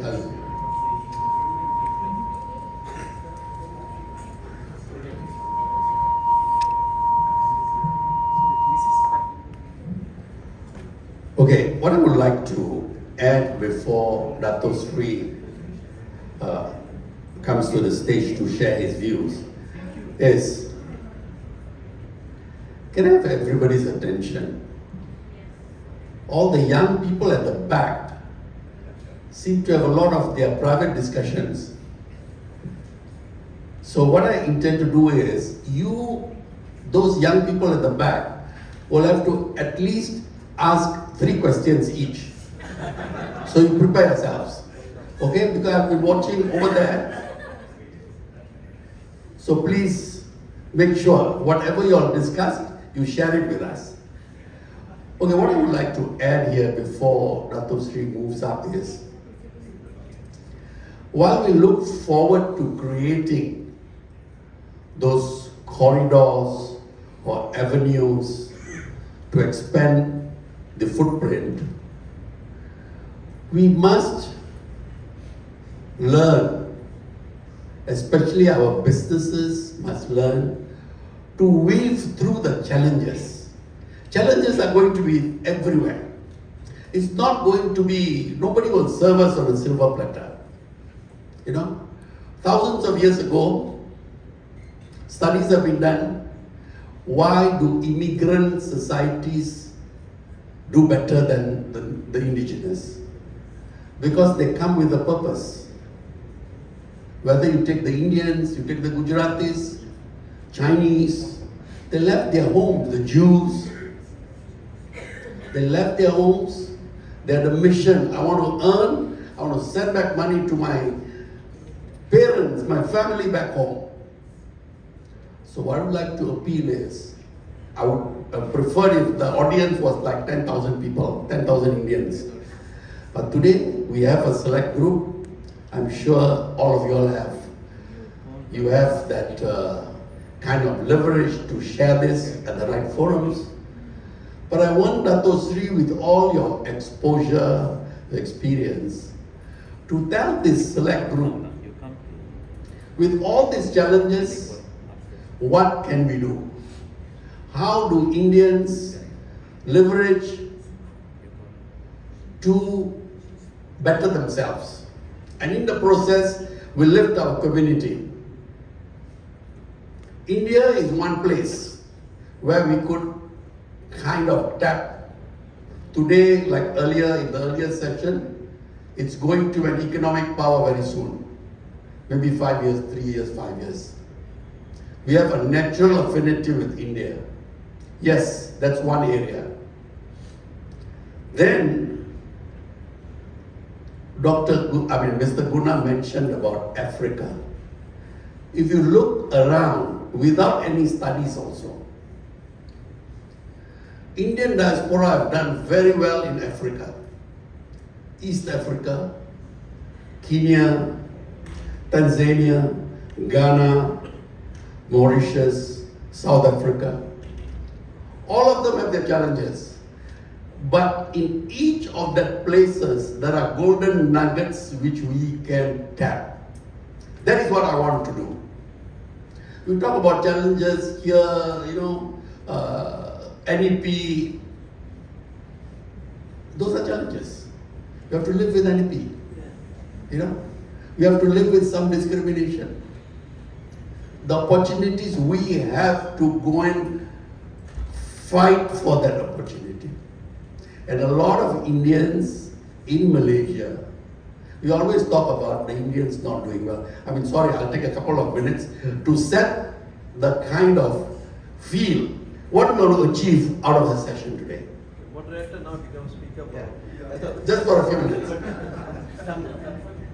Too much to the action. Okay, sorry. They want to see me better. So I've been in the government for 18 years, in the banking sector for 18 years. In my role, I supported NEP at that time when it first started. It was launched around the time when I was in the PTD. I was a PTD officer, Ministry of Trade and Industry, and then Ministry of Finance. I supported. But over the years, it has been skewed towards, actually the original was uplifting everyone irrespective of race. And there should not be any kind of anyone left behind because of economic issues. We're supposed to take the entire nation together. But nevertheless, that's history. Today we have to face with NEP entrenched. I don't think anybody can change that. No Malay leader will have the guts, political leader. So we have to accept that. And a lot of Indians, I would say a lot of Indians have weaved through all these challenges and made a big success. The metal industry is controlled by the Indians. So many places the Indians are doing, but they are below the radar. Some of these very successful people don't want to be seen. They have their way of doing things. But what I'm trying to say is, let's overtly or covertly tap the strength of Indian diaspora all over the world. Starting with India, Africa, maybe US, wherever they are. And GoPio is very well positioned because we project ourselves as looking after persons of Indian origin. And with India the last 10 years showing some muscle, we all can walk about 3 to 4 inches higher now all over the world because Modi has done a good job. Today people respect India. So in the process, we all PIOs in any part of the world, today they look at us, they got some respect for us. We have to take advantage of that. GoPio has to lead in that direction. So today, all those GoPio leaders, you have to work a bit harder, listen to all these eminent personalities, and the gentleman at the back, you all better get ready to ask questions so that we learn something from you. Okay, Dato Sri, it's your floor. I think I will see that. Please, go ahead. Very casual, informal, but effective. Okay.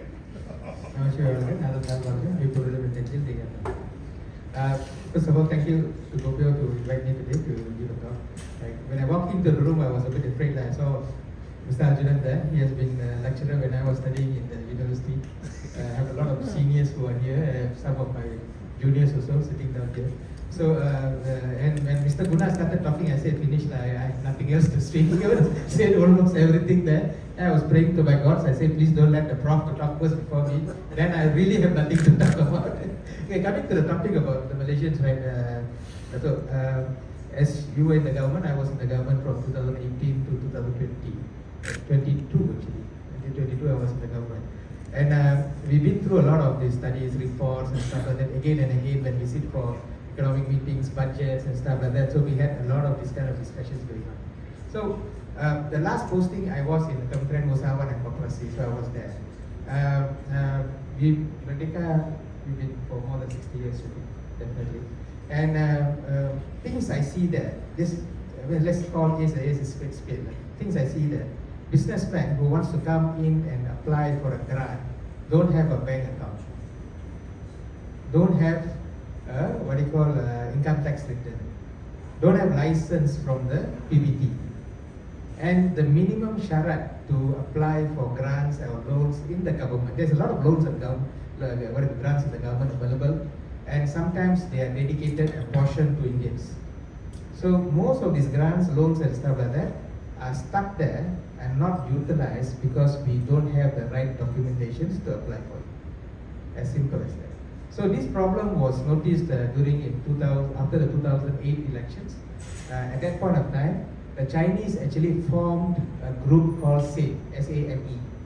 I don't know what's the long abbreviation for it, but they formed a group called SAME, where they dedicated 20 guys under Vikas Yong at that point of time, and they went around to teach the Chinese entrepreneurs how to set up business properly.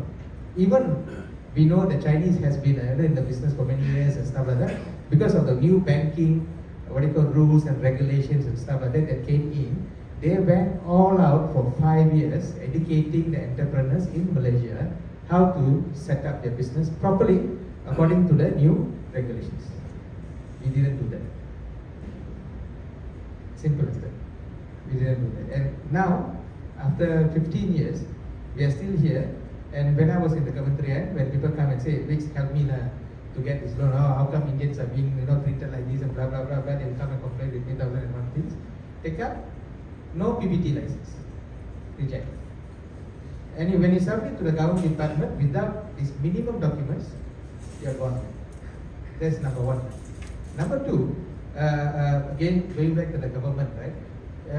unfortunately, we don't have a collective voice. Everyone wants to be a leader of themselves. Trust me. During 2008-18, during Najib's administration, we have leaders from every single corner coming and talking about what they need specifically for the particular community. Again, as I said, we have open talk, as he says, split, but that's what happened. And what the politicians did, they decided to break us up. Punjabi is here, Telugu is here, Malayali is here, Gujarati is here. Everyone was broken up and everyone was given a separate this one. So they thought by doing this, they can control the votes of each of them. Because there was one person sitting in the PM's office telling them, this is how you should cover Indian voters. Fragmented, broken. Number 3, and after this please ask questions, you will have some more. Number 3, what I feel most important is, if you are not an expert in the topic, don't talk.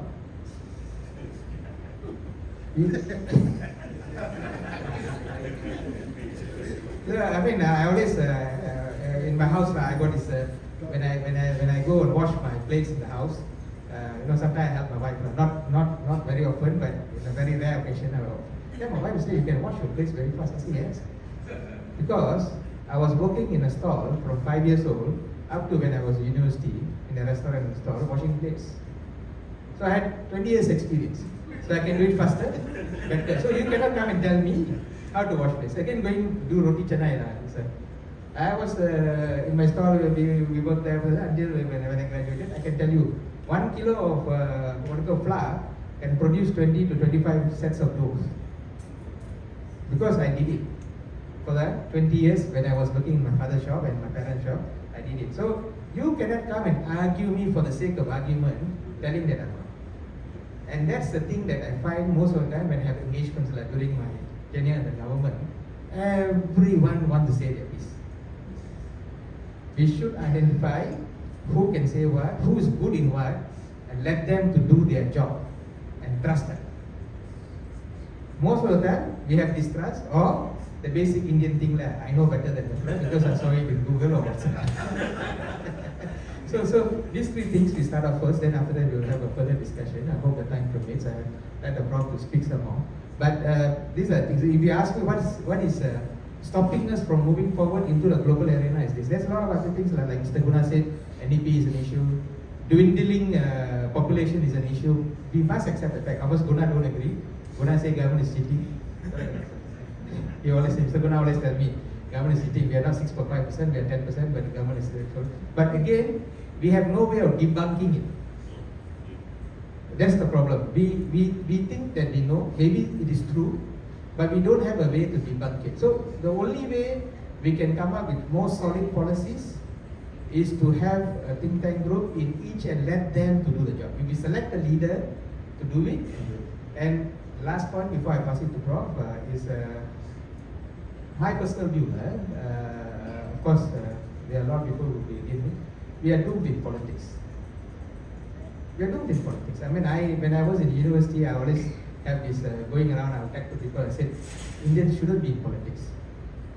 We should have a senator, let the senator to be the leader who become the minister, select one guy who we think we can trust, put him there, and let him run the show, and we shouldn't be involved in politics. Because the moment when we are in politics, all of us are split. PKR, MIC, DAP. I can tell you one thing, recently government announced to roll out something in one of the ministries about Indian project. PKR person was taking the lead, DAP person protested. Of course, MIC no need to tell, I'm from MIC, so we protest everything what the government doing now. So I think that part also we have to rethink.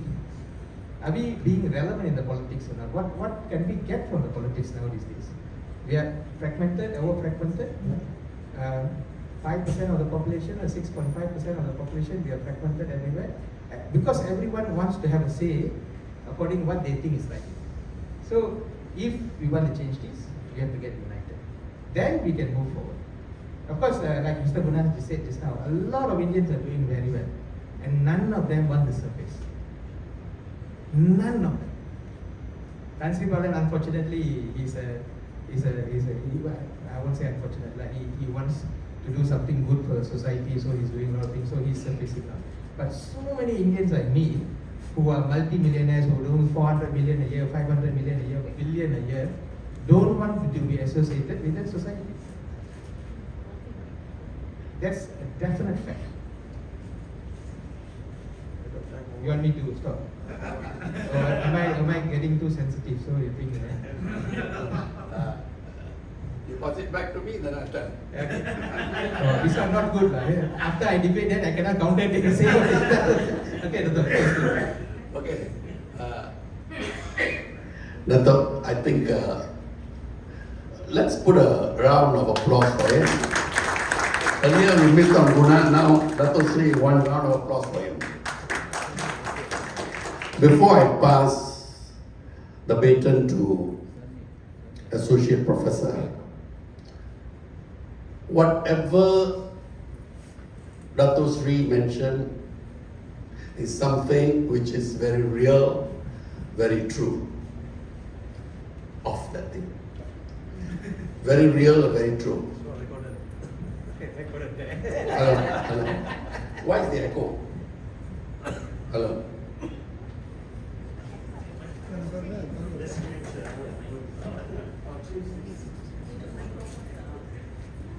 Hello, hello.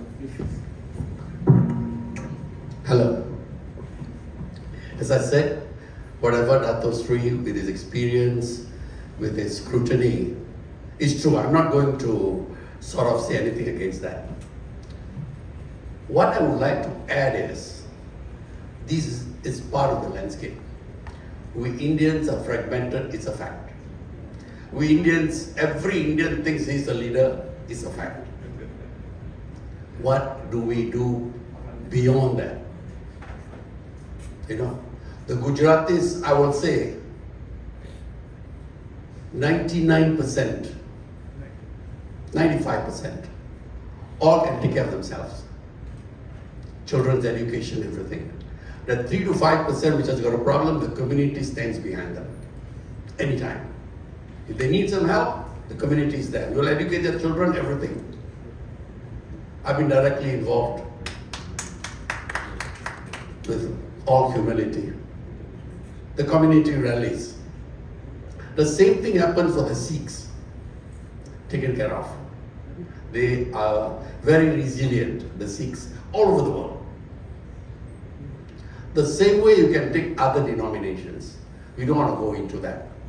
But what I'm trying to say is, somehow because of the Tamil group, because 2 or 3 or 5 generations of their descendants were caught in the rubber estate. That is the unfortunate part, where whatever was happening there, and the Tamil schools, while some of them have done extremely well, many, for lack of resources, were not able to give the child that real start in life. So that has been challenging. Nevertheless, a lot of groups, what Dato' Sri is saying, I've been involved in this for the last 30, 40 years, with many, many other NGOs, trying to help at every level. Today, there are NGOs helping our people. But again, like what he said, you have to learn how to live with that. One gentleman will start, he will do something, another gentleman. Like for example, we recently lost Professor Tambiraja, SMC. I think SMC has done a fantastic job over the years. You know, so we salute them. Many are doing on the ground. But let's move on, as I said.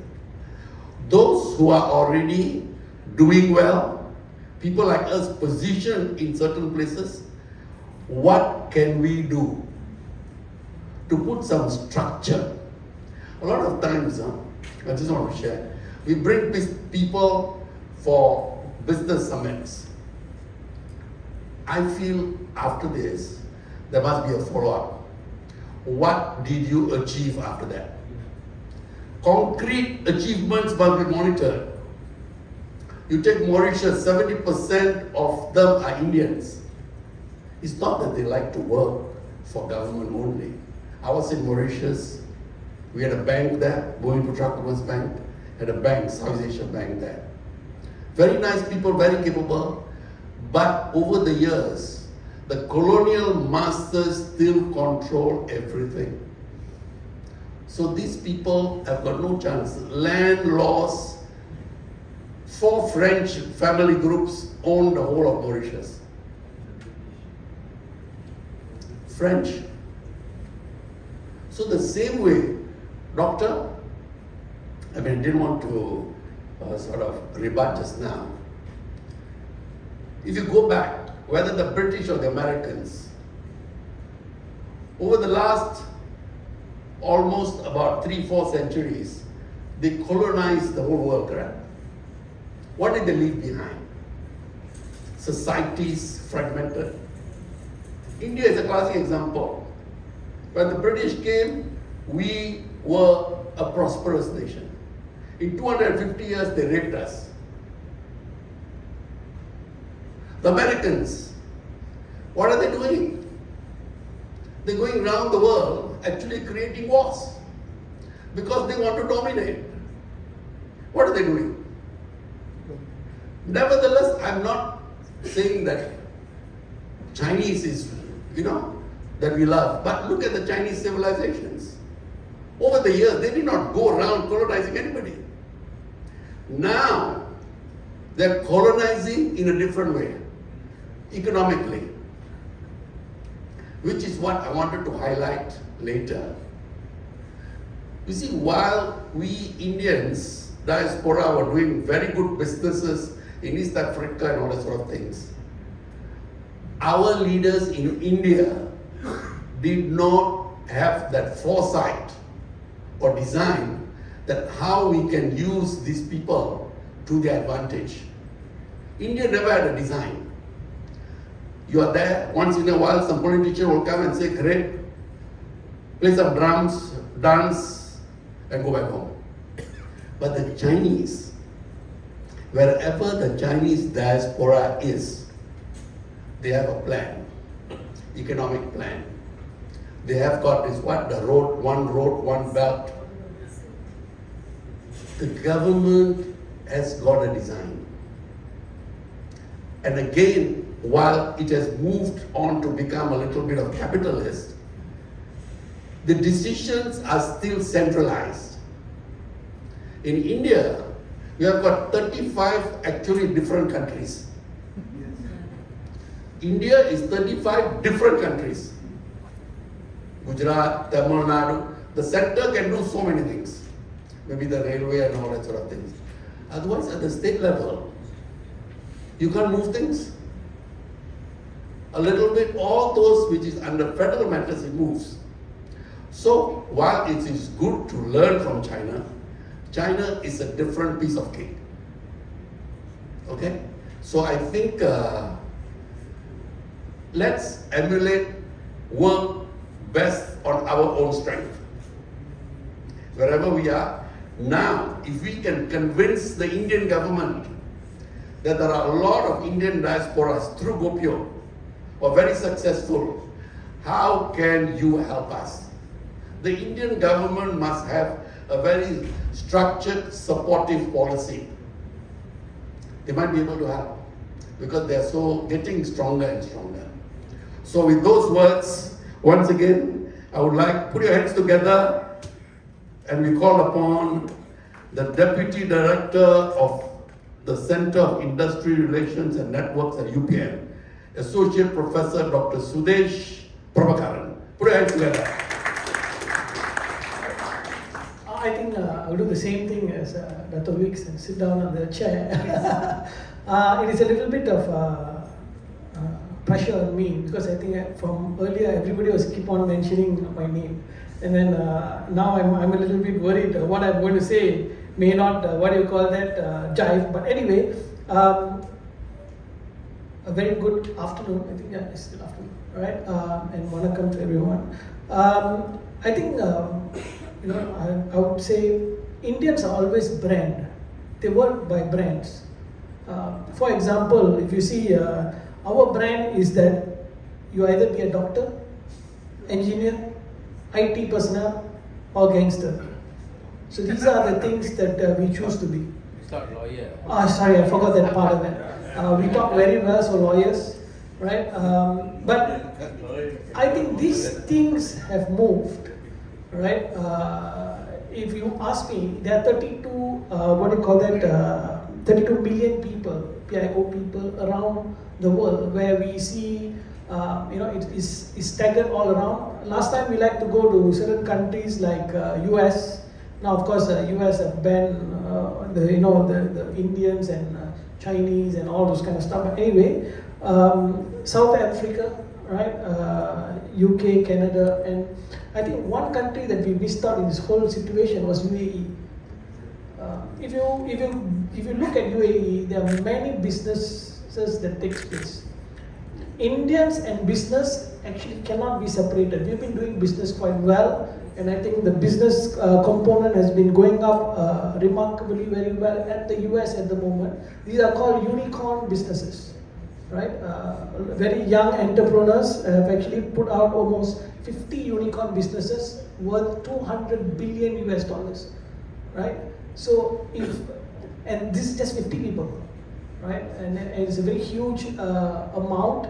Not forgetting that, because I touched about UAE, one of the largest organizations in UAE is an Indian group called Lulu. And Lulu is here in Malaysia, Lulu Hypermarket, for your knowledge, right? It is from Kerala. It started out from there, and it actually Yusuf Ali, if I'm not mistaken, has actually put up a $7.4 billion regime in what do you call this, UAE, and he's employing almost 600,000 people. 60,000 people, right? He's employed. So that doesn't mean that, of course I agree to whatever the others said in the sense of, where's Malaysia? How is Malaysians doing? I want to go back to one point, I think somewhere that left out by Dato' Weeks, is that if you look at the Chinese community, they all have associations. They have the Lim Association, Eng Association, Tan Association, right? And they got many of this. And everybody knows that there is this kind of things. But looking back at what he said earlier, that a person who comes and asks for help don't even have a bank account. I want to start a business. I don't have a bank account. We don't have the minute part of doing businesses. We don't teach people. We don't. You don't take even a small little class which is given for free. I've been seeing for the past few weeks, these TikToks and all which is coming out, which has free classes. People offering how to teach you how to start a business, how to register yourself in SSM. I think some money is coming out from government agencies or some monies that they get from other places. They've been offering free. But one thing about Malaysians, I'm not going to focus on Indians, but one thing about Malaysians is we never like free stuff, right? So whenever somebody gives you a free shampoo, you just say, oh no, it's okay. You say, no, it's free, take it. And you say, no, we don't want this, right? I think many people are trying to help, Indians to come up in this one. And another thing is that I think going back to the commitments that they have, Indians are very frightened to take the risk. I will not want to take the risk to go into the business because I have a car to pay, I have a house to pay, I have my family, I'm an uncle, auntie, and all these people to take care of. If I leave my 2,000 ringgit paying job, I cannot do it. I would not be able to move forward. Why? Because again, this is how it is. We're very nice in our culture-wise. So we're very responsible people, I would say, in certain terms. But unfortunately, we are not risk takers, right? So if you see earlier, he said that there are Malaysians who are doing billion dollar business. These are people who actually took the risk. And I think we in today's world, the Gen Alpha, which is coming up, they are risk takers. They're very, very big risk takers because they don't even study. They don't want to go to university. They say education is not important. I make $30,000 from TikTok. Why should I go and work and earn money? So in that way, I mean, I'm not encouraging this. I come from a university. I see Prof. Sarjit staring at me and say, you better make sure they come and study. But people are into business now. Even though it's small, the young alpha, what I call Gen Alpha people are doing businesses, in a small little, their room. But however, this is not going to last for long. It's going to end one fine day, and then they are going to have an issue of what to do next. So I'll stop here. I'll let you all ask the questions first, and I'll just pass it to Dato, and thank you. Thank you, thank you. Okay, I think what we do is, by the way, those non-Indians in the audience, you all are listening to our challenges, so bear with us. These are challenges we are facing, some issues they have raised, but nevertheless, while we need some help, while we need to organize ourselves, I think slowly but steadily, with Gopio at the forefront, we are going to achieve new dimensions. Put your hands together for Gopio. Okay, can I have the first question from at the back? In fact, the gentleman who I'm going to call here left already in the room. Yes. Can I say something? Please. Okay, I think just now we had all the challenges that we have. I would like to tell also some of the good things that are happening in the society. I think there are a lot of good things happening. A lot of people are doing helping. So in the business sense, right? I think one of the best stories I had is from Claire, where he told me that when he wanted to start off his plastic business, he went to KLCK. That time KLCK president was Pir Mohammed. He gave a letter. He said, please see Maidi. And he went to see Tansri Maidi. That time he went and saw him, and he immediately said, okay, I give you a 50,000 ringgit business a month to supply plastics to you. Then he went back. He realized he don't have enough funding. He went back to Pir Mohammed, and Pir Mohammed referred him back. And he actually gave upfront money of 50% of the sales that he might bring. I mean, the supply that he's giving. And that's how he started. And he always says that he is a millionaire now because of that. So one good example where how people help people. Dr. Vijay. Yeah, he passed away. He passed away. Yeah, he passed away. Yeah, so I mean, when I saw this one, I really was touched when he told me the story. So they said a lot of good souls. So I've seen one thing about the LIM and the ENG and all the Chinese associations, they give micro loan out, micro credit loan out. If someone wants to start a business, they will say, okay, what do you want to do? They will do a simple risk assessment. They will give it out. One personal story of mine, when my mother came from India, so she came to Malaysia after the 69 riots. She was here. My father got a knack of starting businesses and going bankrupt. So at 70 something, he went bankrupt very bad. He had to sell everything. We moved to a Stingan area, so in the slums, we were staying in the slums. So my mother told, she said, okay, she studied SSLC in India. She came to Malaysia, married my father, gave up everything. And she said, I cannot do this. So she went to learn how to do nasi lemak. And the person who helped her to teach her how to do nasi lemak took a 25 ringgit loan and gave it to her to buy the kuali and also the PIO to do the nasi lemak. So then she started off, and when she passed away, we had 3 restaurants, and she worked at 3. So what I would like to urge everyone who's in the room and stuff like that. Of course, a lot of people told me when I was in the government, don't help Indians, they'll come and fight you back. Most of them they did. I was brought up by another Indian also. but the fact is this, if we don't help ourselves, no one else will.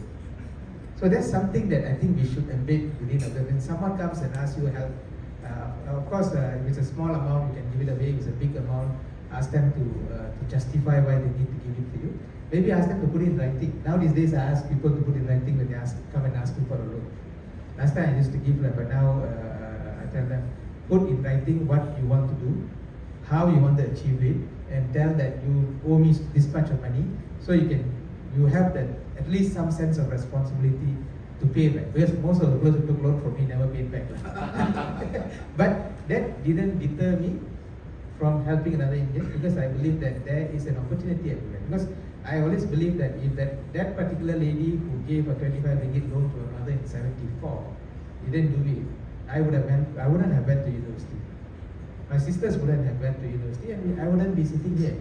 I would be most probably a drug dealer or a drug pusher or a gangster. I think I can pass out for a gangster quite easily. Qualified. So I think that's something positive that I see from the society. Thank you, Dato' Sri. Actually, those were very touching stories, but there are many stories like that among the Indians also.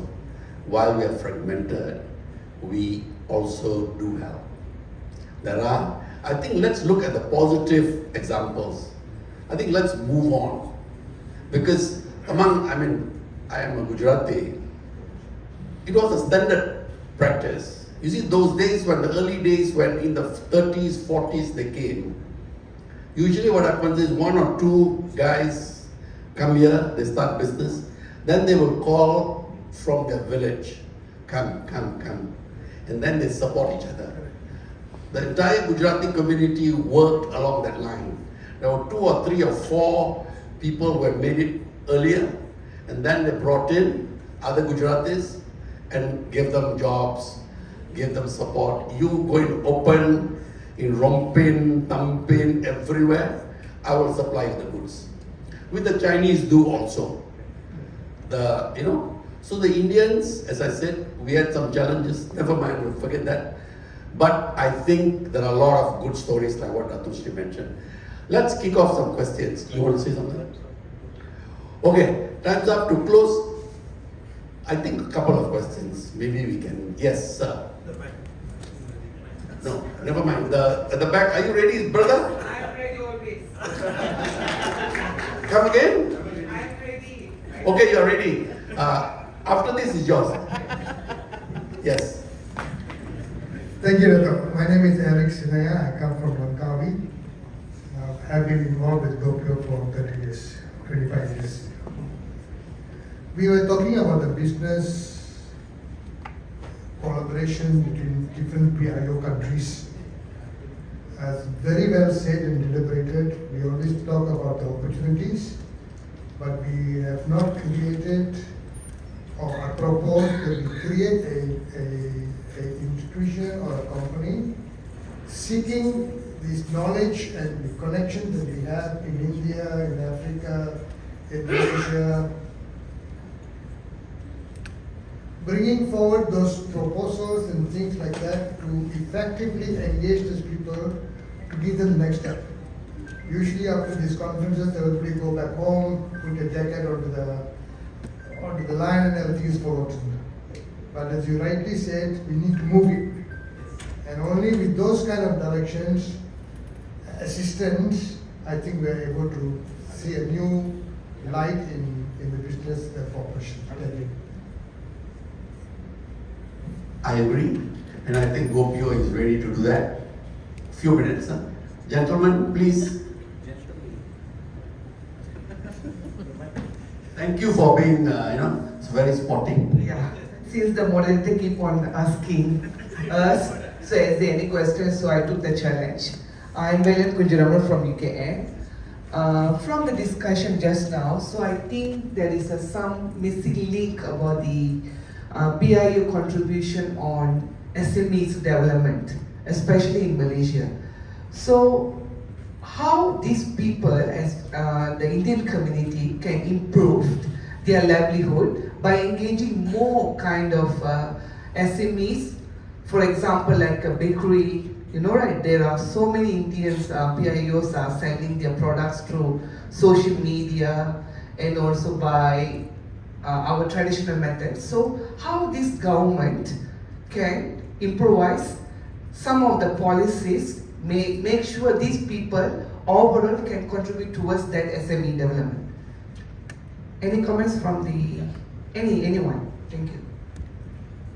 Okay, so if I understand your question right, you're asking how government can help. Yeah? What kind of policies? Any type of policies, okay. To be very frank, there is so many policies like this which you can actually use because, for one example, see, increasing of livelihood in Malaysia, anybody can start a business. There is no, any restriction to say that you can't start, or as long as you are a Malaysian, you can register yourself, you can start off a business. It increases your livelihood depending on how you do the business, right? Because if you do not know who's your market, you have not done a market survey, you have not done what is the latest trend that people are using, then you will not reach. Because if you take, for example, baking a cake, 20 years ago, baking a cake is very easy. You just throw whatever the mixture batter into the oven, take it out, just write happy birthday and give someone, it's done. But today, people want a cake which has to look like, for example, I want my cake to look like a handbag. So you must be able to do that. So it is not about the policy or whatsoever. It's about do you understand the market or not? Do you know what is needed? That's number one. The problem with the movement is that people don't know what are the steps to take. They don't know how to register themselves, they don't know how to go to a class, they don't know how to learn these things. So these are the obstacles. So I think obstacles, government has put a lot of things, it's just whether you want to take it or not. So I hope I answered you. I give a different angle. Don't rely on government. Simple. Because when the another thing that I see holding all of us back, because we want to blame someone for our whatever things happening to us. We say government didn't do this, didn't do that, didn't do this. When our forefathers came down, government helped them. We stood by our own foot. So the boy behind that. Another thing that we really need to stop doing is stop thinking that we know everything. I remember in university days, one guy came to my faculty, I don't want to say his name, he got scholarship, but he was the guy who got the most lowest cut-off point. So in my faculty, you need to have 66 to come in. That guy got 57 and he got the scholarship from Petronas. You know what he did, no? That we all didn't do? Looked at the notice board and applied. And when I was in the government, when I was in HRDF giving up grants for 10 years, most of them come and tell me, oh, I have that, this government. I say, did you apply? No, they won't give me. It's real, no? And it's a laughing matter, I always make fun of it, but it is, excuse my language, it's damn real. When you talk to them, they will complain and complain and complain. Did you apply? No, they won't give me. So we have to change from this mindset. So simple things like this, I think, can bring a lot of big changes. Thank you. Guna has been nudging me as well. Okay, thank you. Mr. Ravi. Yeah. Thank you. We extend our heartfelt thanks to our esteemed panelists and moderator. Oh, wait. No, okay. He wants to speak, is it? No, Mr. Ravi wants to say something. Questions? I just want to share this, what we must do. This is something that we started on the Gopio social aspect. I think your population is coming down. You must understand now. I look at this group as a educated and somewhat successful group. I think we must think whether we want this population, the 5% or 6%, to be of quality or notorious one. And the thing that we must say, if we don't make it a quality, if they are notorious, they are a threat to the nation. This is something. And the only way to become quality, not the only way, but most easiest way is through business. This is one area that we must think very carefully and help each other. This is very, very important. That's why I think, to sum up what Dr. Dato' was saying, kita jaga kita. That is the slogan that we should now start putting in. Alright. Another thing before I start the talk, you say PIO freight in global business. We are not talking anything global here. Thank you.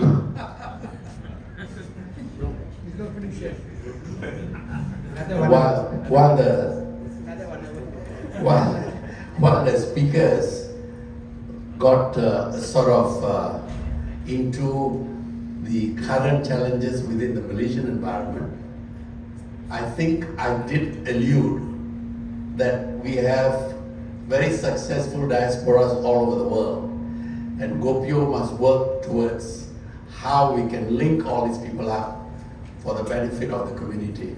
You know, the entire PIO diaspora can benefit if we can connect all the dots. I think in the meanwhile, the gentleman who asked the question about SMEs, what was his name? Dr. Valen.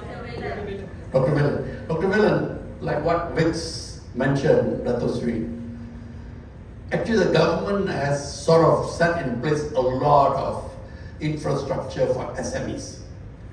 Banks, government, Indian Chamber of Commerce trying to reach out people.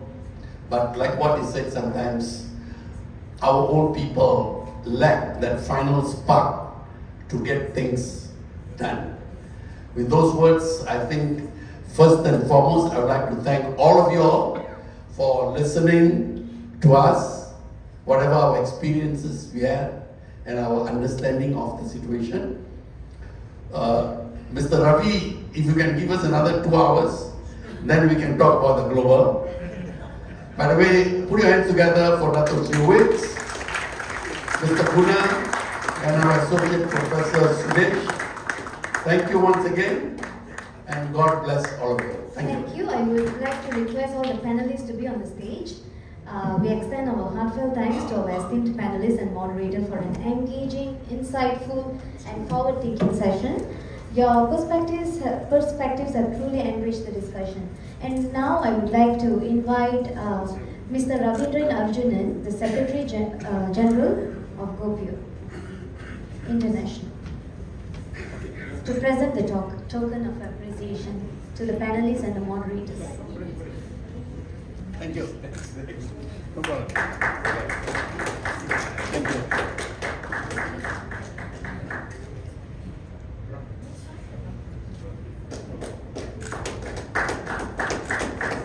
And I would like to invite Professor to join in for the group photo session. Yes, Professor Arjun.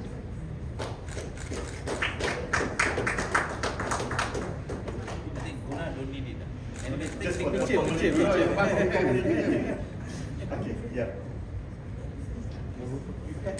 Okay.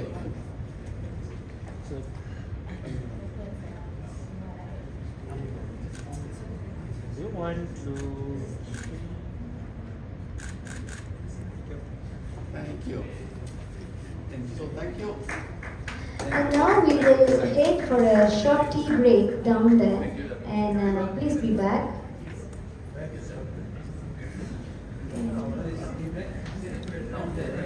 Yes, downstairs, the same place you had lunch. Please be back within 15 minutes or 20 minutes. Thank you.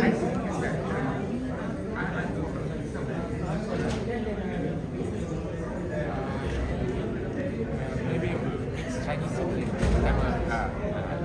Grandfather.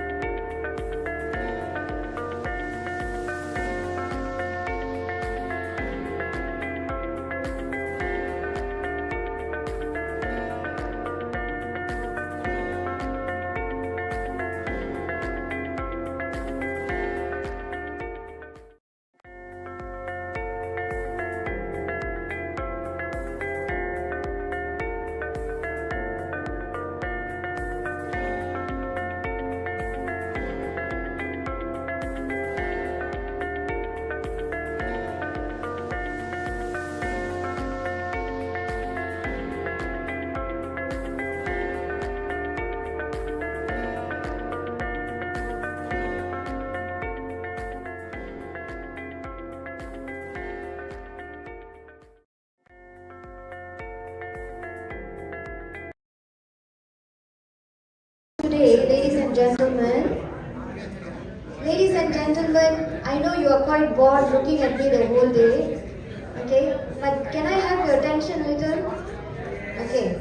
So the next topic going to be the next 15 years, challenges facing Malaysian PIOs.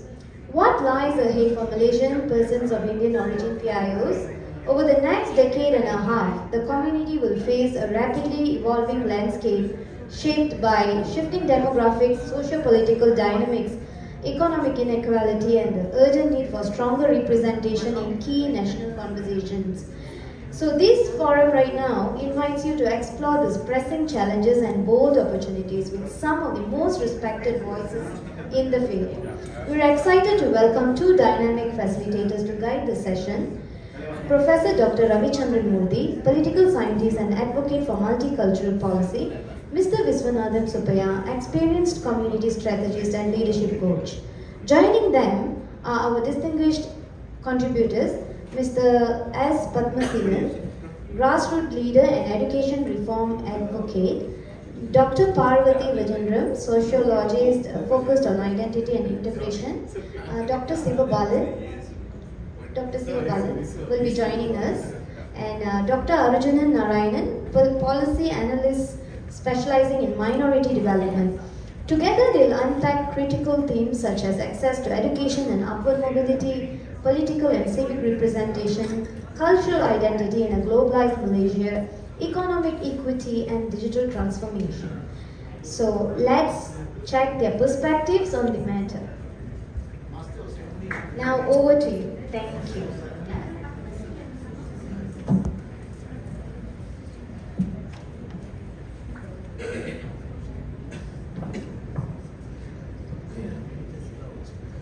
Yeah, Siva, Dr. Siva is here. Do you have another chair? Yeah. One more chair, please, Dr. Siva. Yep. Yeah.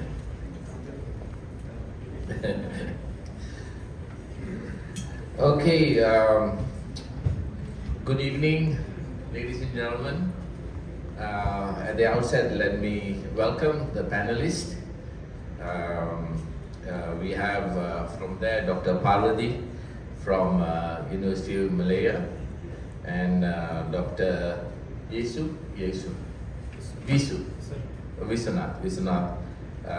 from the CSO, Civil Society Organization, the Hindu Seva, is it? Correct. And on my left is Dr. Arjunan, ex-UKM, ex-HELP, still HELP.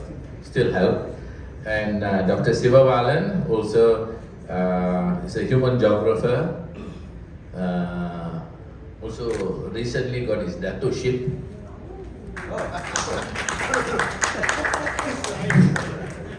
But this dato-ship cannot be revoked. So that dato-ship, okay, and also retired from UKM. Okay, so this is supposed to be an open session. The purpose of this session is for us to think about the challenges that facing the PIOs in the next 15 years. Don't ask me why 15 years. It can be 10 years as well, or 15. But it's how do you see, all right, in the next decade or a decade and a half? Okay. So what I'm going to do here is I'm just going to start the ball rolling. I will ask each of the panel here just to give some pointers, not more than 5 minutes, all right, not more than 5 minutes, all right, maybe about 3 or 4 pointers or some kind of trajectory or direction in which we think that the challenges that the PIO communities, the people of Indian communities in Malaysia, all right, as well as in other places may face with regard to our own social development and also well-being. Okay, can I invite the ladies first? Dr. Parvati, if you want to go first. All right, just 5 minutes. All right, your initial thoughts on this.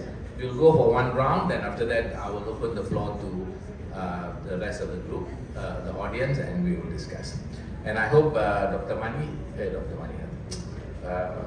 Mr. Shasti, you have a repertoire standing by to jot down the... Yes.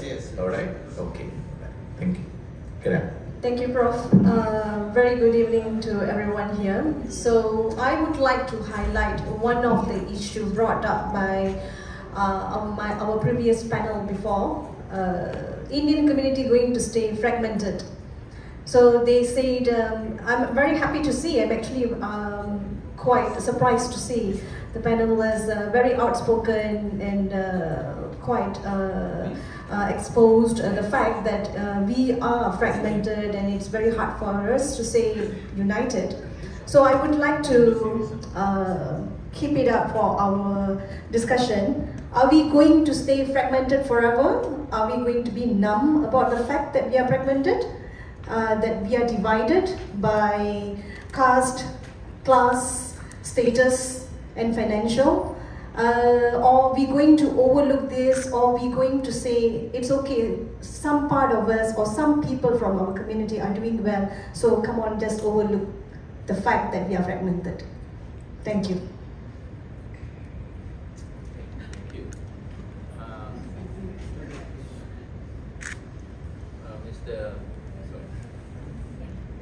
Mr. Visu is also our co-facilitator. Do you want to say something, sir?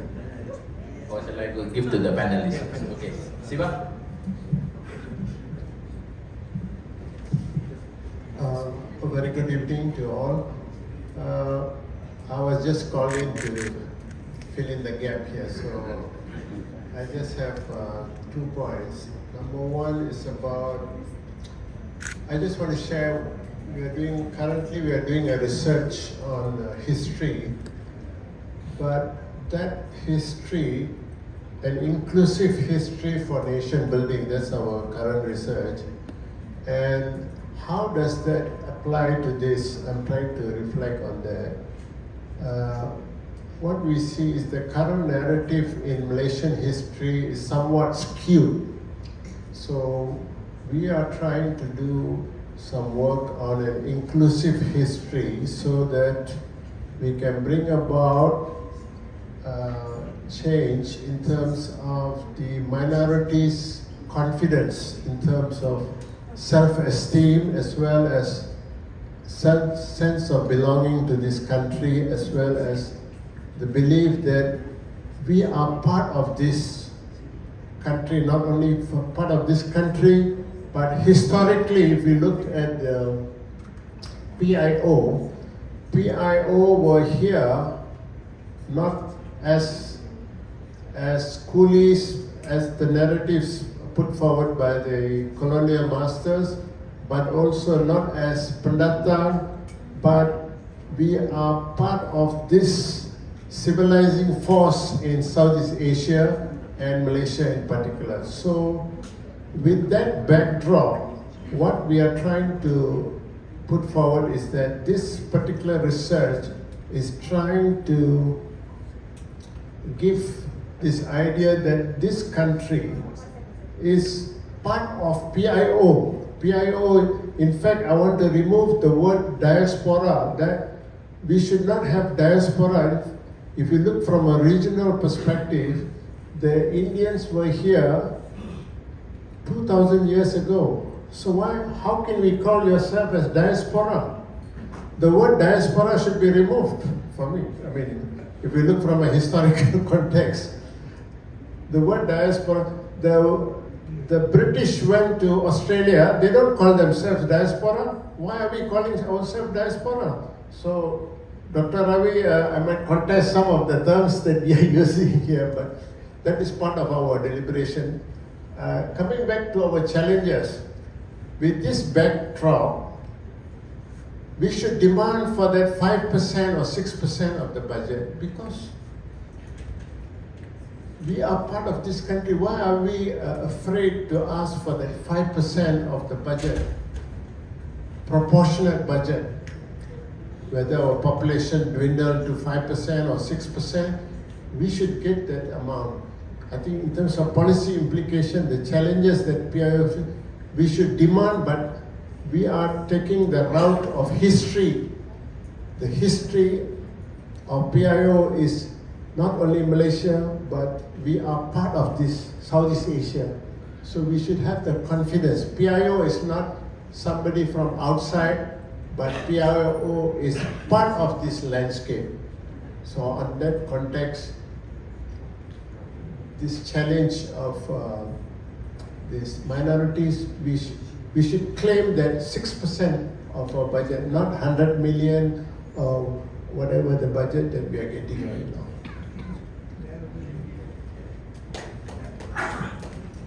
Thank you, Dr. Siva. Very interesting perspective. Contesting identity. So you are suggesting that we have to rewrite history. Not rewrite, correct the history. Correct the history. So it is not revisionist history, a revisionist history. It's a re-revisionist history. Right. Okay, we will hold to that thought and we will discuss later on those issues. Dr. Arjunan? Okay, thank you, Professor Ravi. In fact, this one I requested him to put in the panel. When he put me in the panel B, I said, why don't you put me in panel C? Because I've been thinking about poverty and progress from the day I know right and wrong. Recently I read a book, they say capitalism is not an ideology, it's a religion. Very interesting. And also I went back, last night I didn't sleep. My wife asked me, it's 3 o'clock, you're not sleeping. I told my wife, I'm looking at the topic on the poverty. My friend, Dr. Cheras is there. When he was a young boy, he kept rubber tree in the plantation.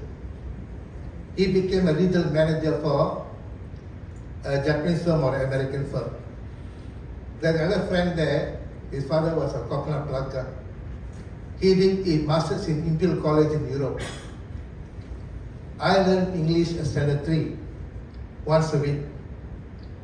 I wrote my complete PhD, everything with my own words. So what I say, you should not worry about the challenges. Face the challenges, it's all in the mind. That's what not I say. That's what Lord Buddha said in the Dhammapada. The first message in the Dhammapada, you control your mind. Alright? Telling that, Manamindal Marka Undu, the little drop that makes the mighty ocean. For us, life is going to be very, very challenging for the next 15 years. Because there are a few books I want to mention later on, you asked me. When the Cold War ended, Samuel Huntington wrote a fantastic book.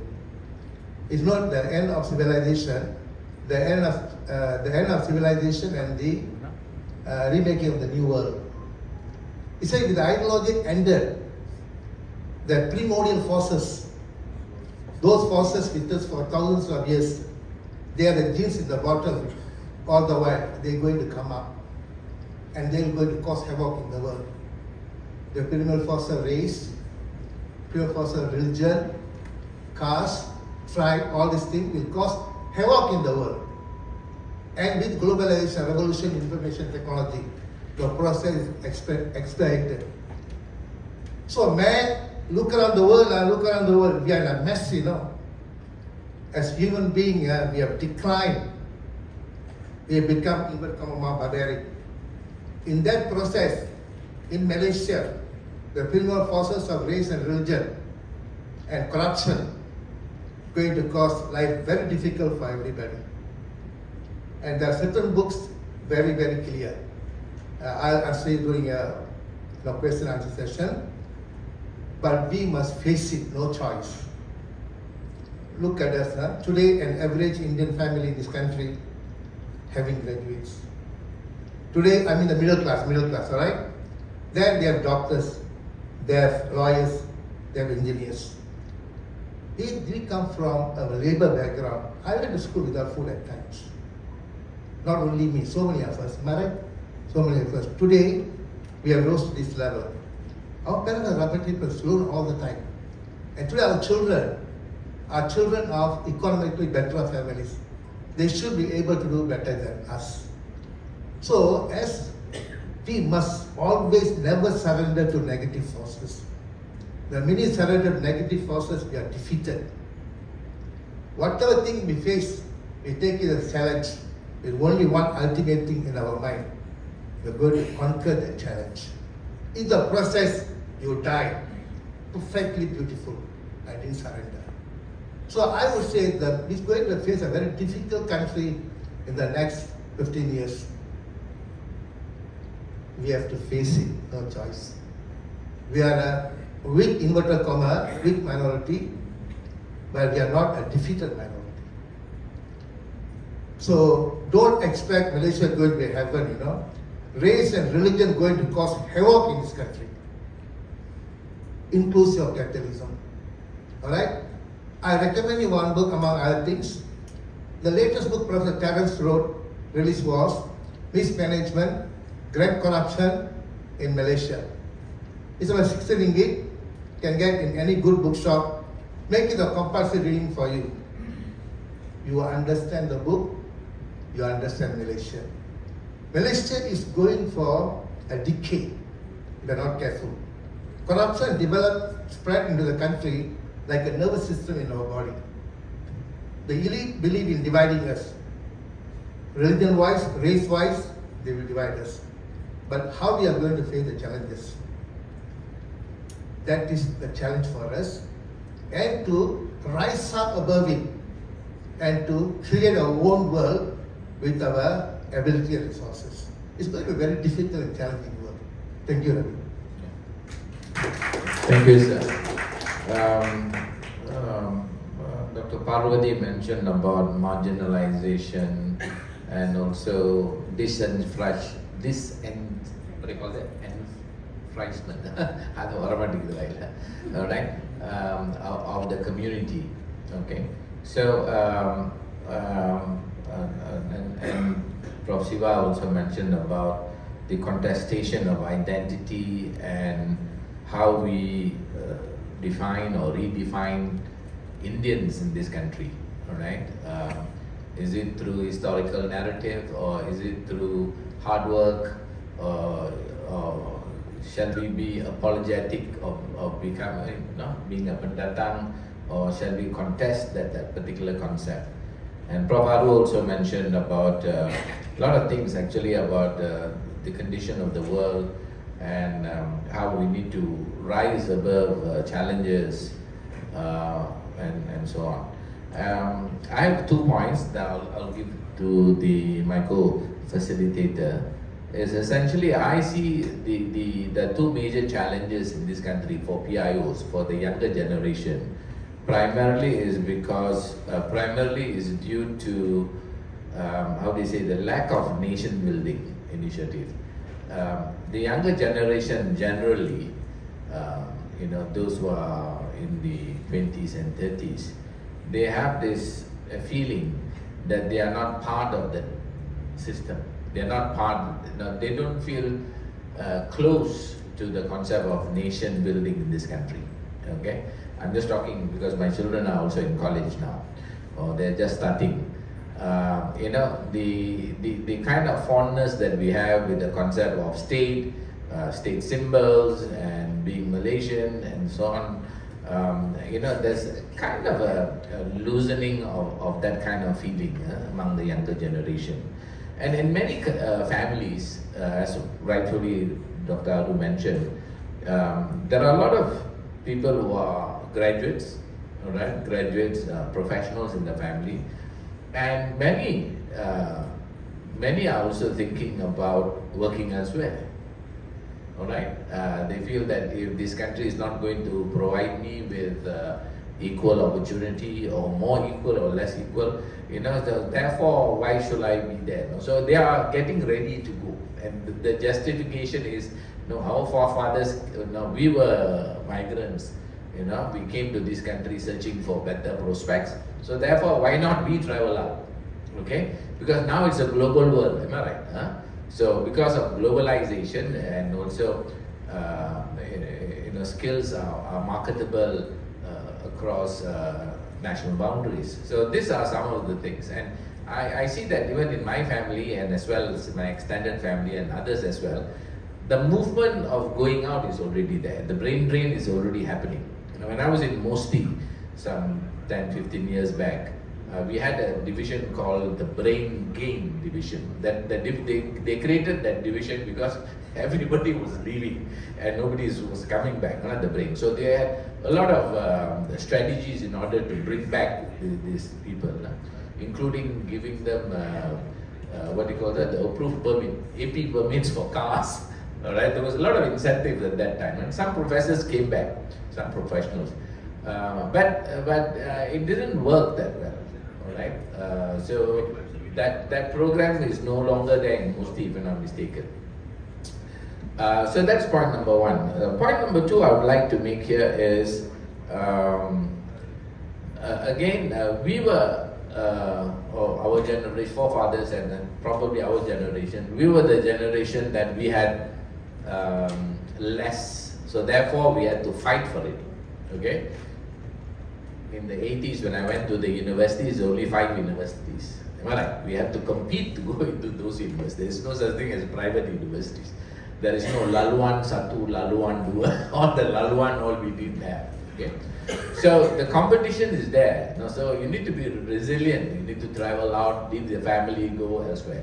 But the younger generation are more entitled generation at this point of time, So when you have like this kind of generation, which is very, very prone to digital, what do you call that, scenarios, and they are half of the time with handphones, and they live 2 lives, one virtually and one physically. You see, the reality is both. For them, the virtual life is also equally important as the physical life.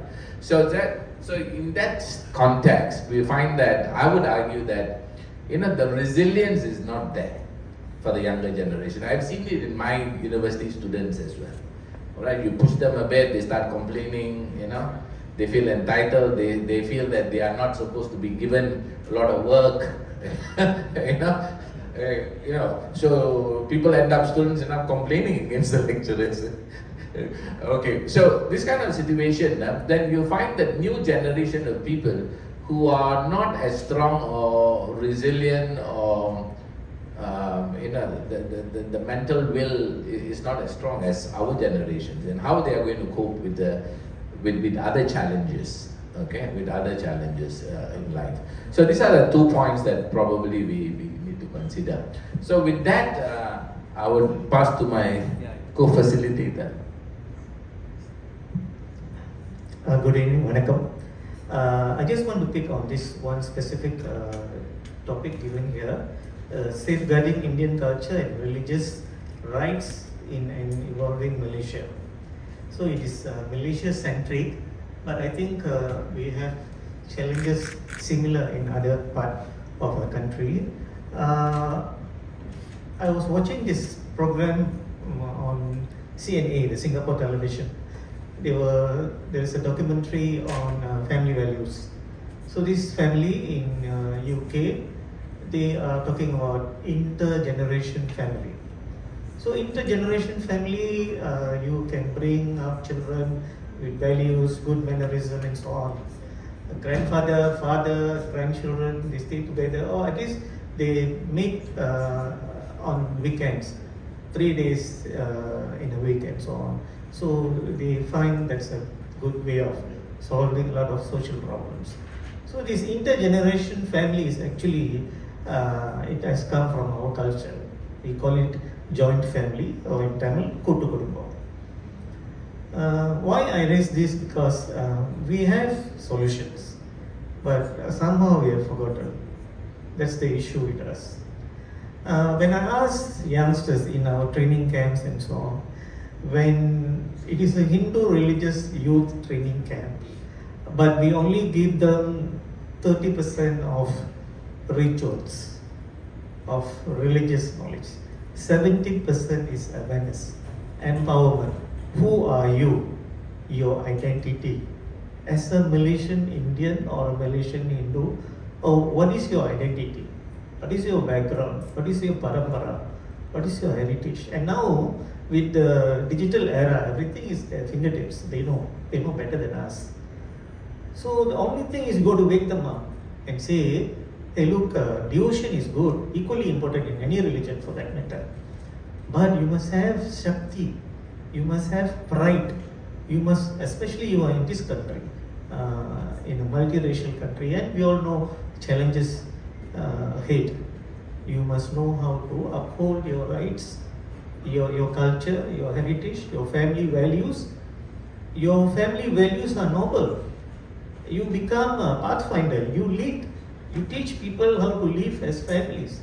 Our concept of Vasudeva Kudumbakam, all is one family. We say this. It is not just a slogan, but it is life. It is. We want to coexist. You can't find this anywhere. It is in our own DNA. So this is what we have to tell our children and our youth. If we want to see a better, like it or not, Malaysian Indian community next 15 years. Thank you. Thank you, Mr. Viswanathan. So can I open it to the floor? Do you want to say anything, Siva? Dr. Anu? Dr. Parvati? Yeah, at this point, okay. So we'll open it to the floor. You want to say something? Sorry. I believe that money called the shot. Pasi vandal pattum parakkum.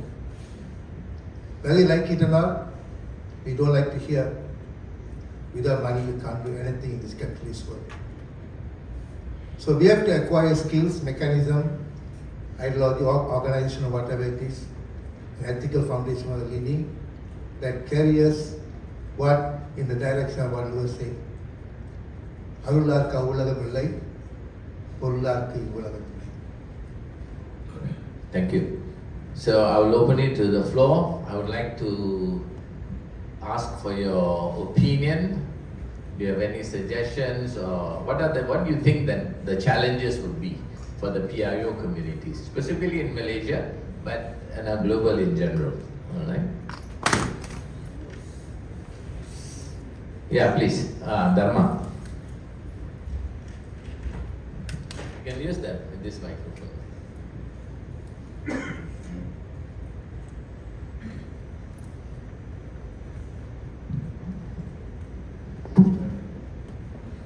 Good evening.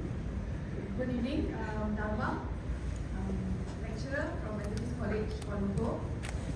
But today I'm in the capacity of a researcher.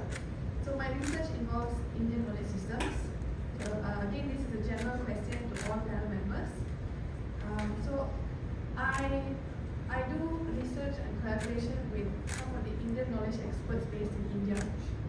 So part of the initiative is to come to other countries where there is an Indian diaspora, forgive me for using the terminology. But so there is a scheduled session in Penang and Kedah in August, mid-August. And one of the key initiatives is to bring Indian knowledge systems informally into the Indian communities. So my question to the panel is, to what extent can this be formalized? Actually, we are asking for your opinion, but you're asking us questions. So because a very specific question, I'll give it to your father to answer. I'll make it very clear. In this session, I'm not a father. It's very clear. When you drop into ocean, if you are dropped in the Pacific Ocean, you'll never see the coast. You will die while you are swimming. Indian knowledge system is like the Pacific Ocean. Even single section is a mini Pacific Ocean. Now look at India. Remember in my last speech I said, India's soft power is an infinity. Look at the Vedas. Look at the Upanishads. Look at the writing of the giants. Look at the writing of the Buddhists. I've been reading Buddhist book for the last 25 years. Believe me, I feel so ignorant. So what about the writings of the other communities? Look at the writing of the Tamil community. Look at the Tirukkural. Look at the Ulaganidi. Look at the Pandrai Vendan. Look at the Naladiyar. And there are so many other texts I don't know at all. My one birth is not enough to even to understand one tiny portion of Indian knowledge. And how you are going to say, how you are going to put boundaries is very difficult. So for you to understand the Indian knowledge, you can't do as a single person. You need a big group to, that's why I told just now, the Indian High Commission to organize a 2-day conference on Indian philosophy. From the beginning, is there a religion called Hinduism? Okay. Now just say there's a religion called Brahmanism as a religion, not an ideology, all right? Then look at Jainism, look at Buddhism, look at Charvakas, all these things. From the beginning itself, the Indians were critical in their thoughts. Jainism and Buddhism contested so-called Brahmanism. And this is along the way. So you find that the knowledge, the Indian knowledge is a depthless ocean, you know. You can cover only one tiny portion. And one tiny portion is not enough for your whole life to understand. That's what I would say. So therefore, it's a journey.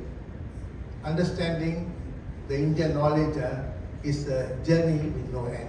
Thank you. Can I just add on to it actually? Yeah. So sorry, I didn't get your name. You asked us just how to formalize this knowledge, right? So the biggest question here is, how many of us know what is the knowledge system is all about?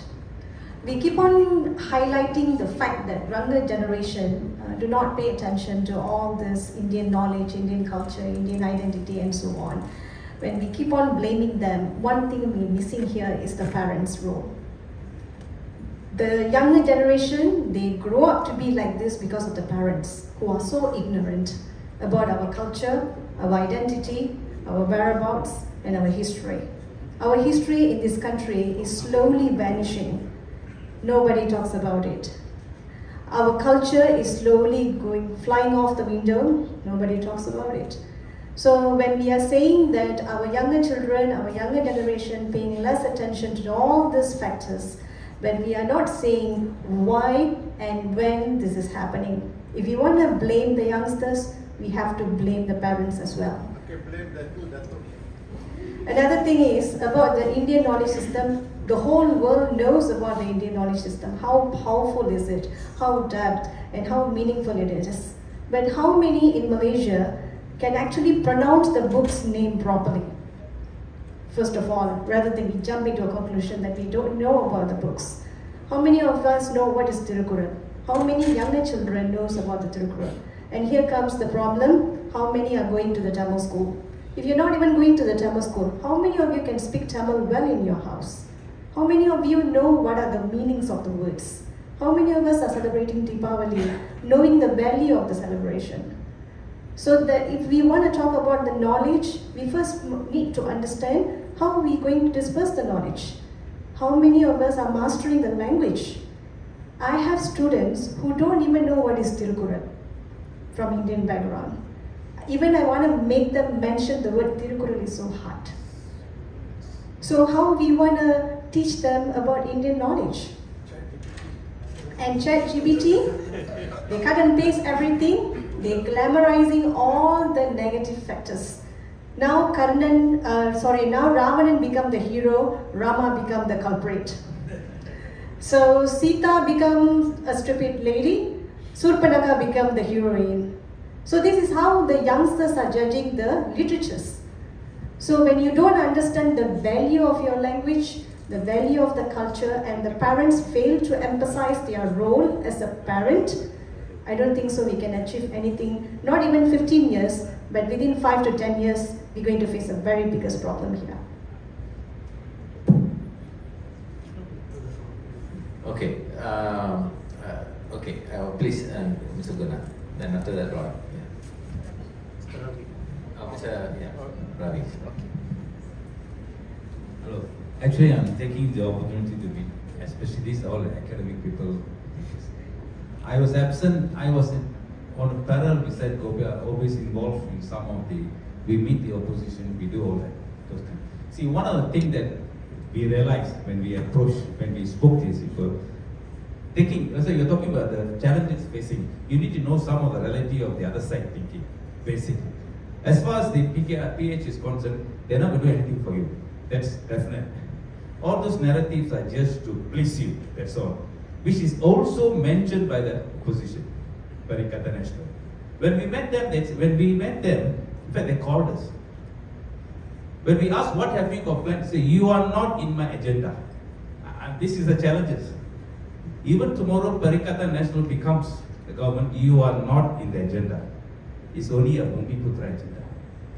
Okay, these are the challenges we're going to face, very clear. And of course, we had fantastic support for Anwar. 90% of us supported. To be eroded, we prefer Najib back. 60% of us, we are giving support to him, rather he comes back. And even within the Pakatan, they see this Anwar is the same right from day one. Which we, even personally, I made a mistake of going all out to support. So we thought, we saw the end of the light. Today, I was absent in the morning. I was actually with another think tank group. We met very senior guys who made it very clear, they are not changing it. They said, it's no longer an Indian agenda. They want the national agenda. You just have to plug your feet in. But the question I asked was, you have everything. You want me to plug? That day, even Vicky was telling, there's no socket. How to plug in? That is the issue. We must be very mindful of this. To challenge that, in order to survive, which is a word that I like to use, very difficult to use among Indians, is unity. We don't have that. All aspects. If we can get that together, I think we can be very resilient. Okay? They do not want us to be together, that's one. And we get together, I think we can actually force the socket out. This can be done. In fact, that is the agenda. Right now, that is going on. But there is some change now. The Perikatan is looking at the Indians now. They're looking at it. They want to change the entire narration. Okay, they want to change that. It's national agenda. Yes, we will take care of Indians. We are looking at all the so many blueprints. We're looking at all that. So, on our side, my request is that we have to get together, put our heads together, that resilience has to be, yes, we have. Vasudeva, we are one family. They're not looking at us as one family. So we have to first become one family among ourselves first, before we actually can sit and face the challenges. And I think if Indians want, they can do it actually. Something is missing. Okay, thank you. Thank you, Mr. Ravi. I have no comments, actually. I mean, you made a relevant point, but I'm not sure to what extent we can trust Perikatan as well. All right. So we are in a catch-22 situation. Being a minority in that sense, we don't feature prominently in any of the political equation. So that is the sorry state. I don't think any political scientist can give you any solution to this. We have to wait and see, and and really strategize and balance and things of that sort. Okay, Dr. Roy. Yeah, just a quick one. I think Dr. Siva, you mentioned about trying to correct history. I think this is just a humble suggestion. Perhaps in your effort, or maybe PIO can take up this effort, to conduct interviews of prominent personalities among the Indian community who have contributed to this nation. For example, like the first Rear Admiral of Malaysia was an Indian. The one who established the Malaysian Armed Forces Staff College, Arul Prakasam, was an Indian. So while they are still around, perhaps can conduct interview, right? It not be very long, because you ask them to write, they may have difficulties, time and all this. Just interview sets a few questions, interview, and then eventually compile them and at least put it on record. These are the heroes who have contributed not just to their own community, Indian community, but to the nation. So at least on record, we before this erosion of our history and all this, on record we have them, right? Or even if they have passed away, their next of kin, at least their daughter or their son, say like J.J. Raj, the famous police, right? Who was a very daring man, right? Okay, yes, he has passed on. His daughter is around, or his son is around, and many more. You know, the list goes on. So and that can, you know, we can divide it to those who have served in the bureaucracy, the armed forces or police, and those who have served the community, who are professors or teachers, right? I think that this is just a humble opinion. And another thing is about, you know, how do we bring our traditions, the rituals. I personally, I love rituals. Although I'm brought up as a Roman Catholic, I love the Catholic rituals. I'm also open to observe Hindu rituals.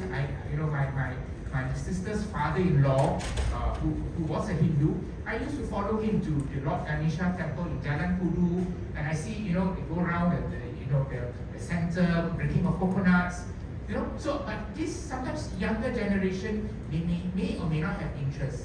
Perhaps we should use their way of approaching. Right now we have YouTube, TikTok, and all this to attract their attention. If we just tell them the principles which are very noble from the Trikural and from all the sacred scriptures, they may or may not be receptive. But if we use their way of communicating, but the message gets across, the teachings from the Holy Scriptures, all right, from the Vedas, from the Trikural, gets across through their own language. I think that would be one way to attract them, right? Rather than, you know, the old school.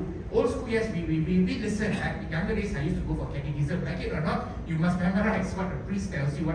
But to the younger generation, we may not accept that type of approach. So we have to use more innovative, their way of approaching.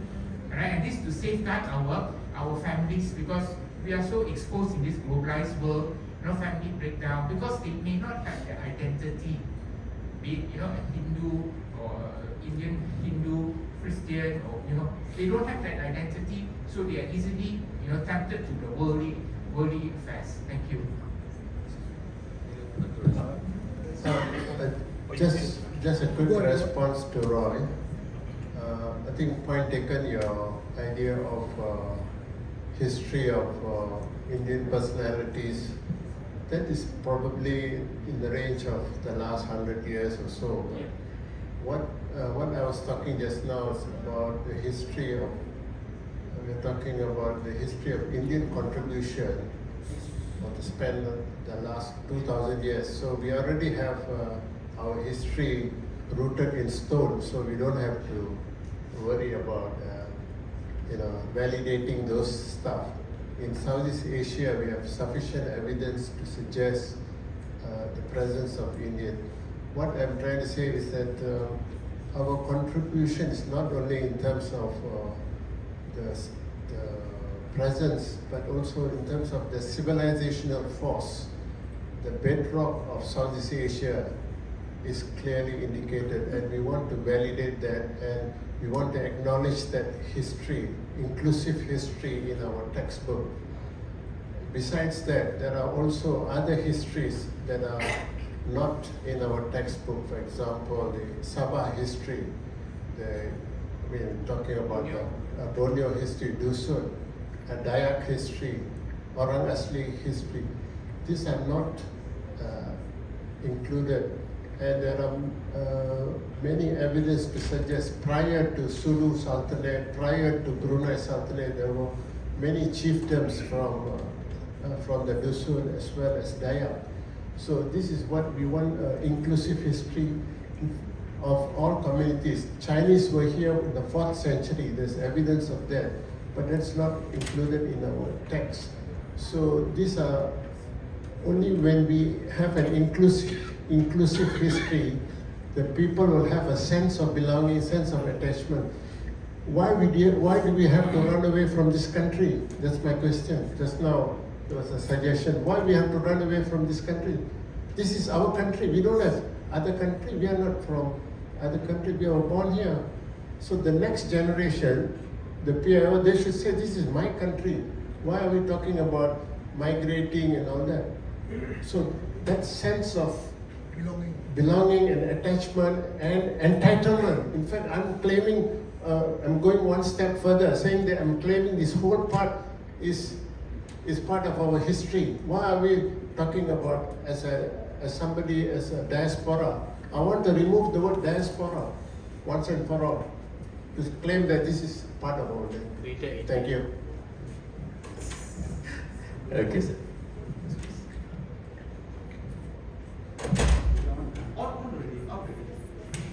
Good evening to all my friends.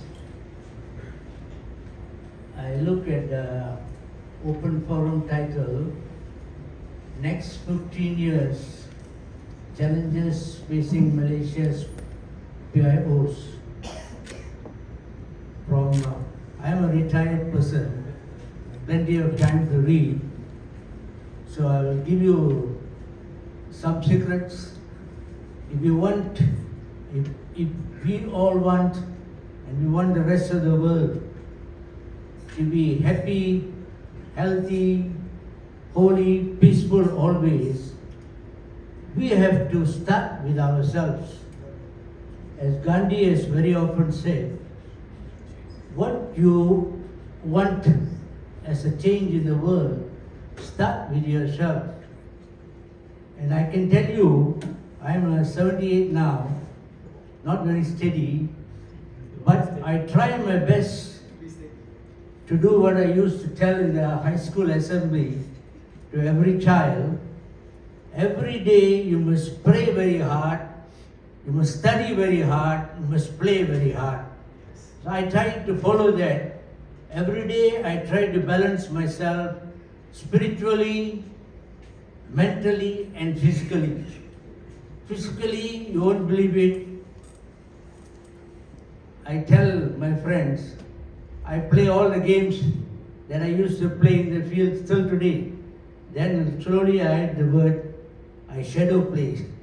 Shadow play sepak takraw, shadow play football, shadow play hockey, cricket, tennis, badminton, everything. That keeps me reasonably fit. So I can tell you from my readings that not only the next 15 years, the next 20, 30 years is going to be very, very challenging, not only for the Indian community, for the whole world. I am telling you this because this is what I get from the gurus, the masters. They have said you can expect the world to have a lot of challenges. And if you want to face these challenges, you have to be positive all the time. There is no room for any negativity. Especially when you read the newspapers, try not to read the newspapers too much in detail. If possible, try to avoid the television. All the serial dramas, all they are poisonous. They are negative. They will mess you up and you will mess other people up. So I try my best. 3 books I have told myself, I don't know whether I'll complete reading these books which I want to read before the Lord asked me to come back. What I can recommend to you is read books like Yogananda's autobiography of a yogi. Then he has got Divine Romance and Man's Eternal Quest. Divine Romance and Man's Eternal Quest are compilation of his lectures. You can pick and choose what you want to read. In addition to that, if you want to read the Bhagavad Gita, Mahabharata, you can make sure that you are going to read this not once. I have read the Bhagavad Gita about 5 times. If you want me to read it again, I will read it, but I want to read other things. If you read this, you cannot complete reading all this in your lifetime. You need many more lifetimes. So in a way, you will make sure you are reading every day. And your positive energy, don't give room for any negative energy. Your positive energy will vibrate from you. You can monitor your own frequency and your vibration. The moment you get too much of politicians inside your scope, too much of newspapers, too much of TV, you can feel. You can experiment and see. You can feel you're going negative. You're talking negative. So you have to, if you want to face these challenges that we are going to face, the whole world is going to face for the next 30, 40 years. After that, things may be better. But you have to start from your own self, from your own family, be as positive as possible. Don't allow any element of negativity to come in. And according to the gurus, they only want 51% positive energy in the world. The next 49 once the critical mass is reached, the 49% will tilt. So don't worry too much about the mad politicians around, because actually they are mentally not very sound. In fact, honestly, I tell you, the next big epidemic is mental health. Right now it has started in Malaysia. You can see many years ago you never hear of people, Muslims committing suicide. In Malaysia now it is happening. Wife being pushed out of the car, which is going. People jumping from the flats. Muslims don't do that. Now they are doing in Malaysia. So what they say is, if you want to help, be positive, send positive energy, get the 51% critical mass, the 49% tilt over, the world will become a better place after that. That is the only way you can face these challenges, not by delving on the negative aspects. Thank you very much. Thank you, Mr. Mahendra. Very insightful. Thank you. Make a comment. Thank you, sir. I like your spiritual journey. Really, really important. I think most of us are out of it, especially the younger generations, which need to be attended. Okay, we are looking at the 15 years challenging facing Malaysian PIOs. And then I hear sisters saying that people don't even know Tamil. If you look at the Malays, every Friday without fail, all of them are in their mosque. Yeah? Whatever category of people they are in the mosque. But how many of us are on Fridays in the temple? That's another question. And then we talk about our historical journey from the Chola dynasties into Malaysia, Rajendra Cholan, Bujangwali. Now in the last, I think 4 months, there's a lot of things are coming up on WhatsApp groups. I think the Indians are pushing that journey. We have over 120 square kilometers of archaeological sites in the whole of Kedah and Yan. But it's all has been suppressed. I think the academic people who are here, I think should take some interest, get your students to to bring back the hidden history that we have of the Rajendra Cholans, create TikToks and multimedia projections, create questionnaires, create competitions for the children.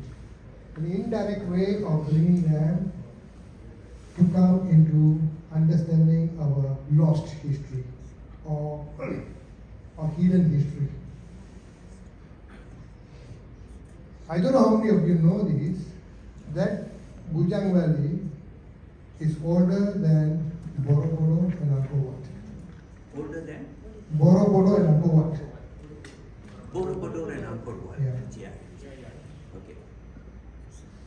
And we have this, I'm a travel agent, from a touristic point of view, this is actually a very hyped area where even the Minister of Tourism accepted it by the fact that I gave a talk about Kedah and the Rajendra Cholan. We need to recreate how to get into these young children about our lost history, and also do a lot of research, and probably have a conference on Rajendra Cholan and Bojangmalli by archaeologists from across the world, mainly from Indian perspective. We had one that some 12 years ago, with the top archaeologists all they came in, but before they could speak out, University Science have told them to keep their mouth shut and not talk too much about the existence of the Hindu things there. So I was sitting there during the conference and I sadly had to give my peace of mind to some of the archaeologists there. Because they're telling the stupa was facing this side, so it is not Hindu and all kinds of things. But the stupa is Hindu, finish. What kind of archaeology I have to demonstrate? And so those are things that they will belittle, they will take it away from you, but we should not stop. Create those kind of things, academicians. Maybe Gobio can coordinate that so that our Hindu history in this country is living. Thank you. Quickly. In a nutshell, it's about our identity. I think he said very well about it. When we engage with youth, we always talk to them about one campaign called Suya Maryade, that means self-respect. So the self-respect is all about knowing your history, your heritage, your parampara and so on. So in Malaysia, we asked one youth to speak about Tambusami Pillai. For us, Tambusami Pillai means founder of Batukif, full stop. No, he's a co-founder of Victoria Institution, VI, in city center. With Lokyu, the guy, the Chinaman, is partner in business. They build construction, road construction, power supply to Kuala Lumpur. So they are pioneers. So where is the word Pendatang is? No, we are the pioneers. So this pride, this self-respect, Suya Maryade, instill to our children, our youth, so they know this is only one part of it. There's so many things. So this is how we can overcome issues, pride, self-respect, and they will have this emotion to be successful in their life as an individual, family, community, and nation. So we have the formulas. We have to put everything in place. Thank you. Okay.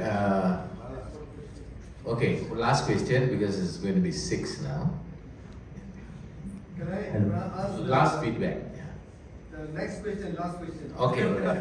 But 1 minute each. Good evening to the panels.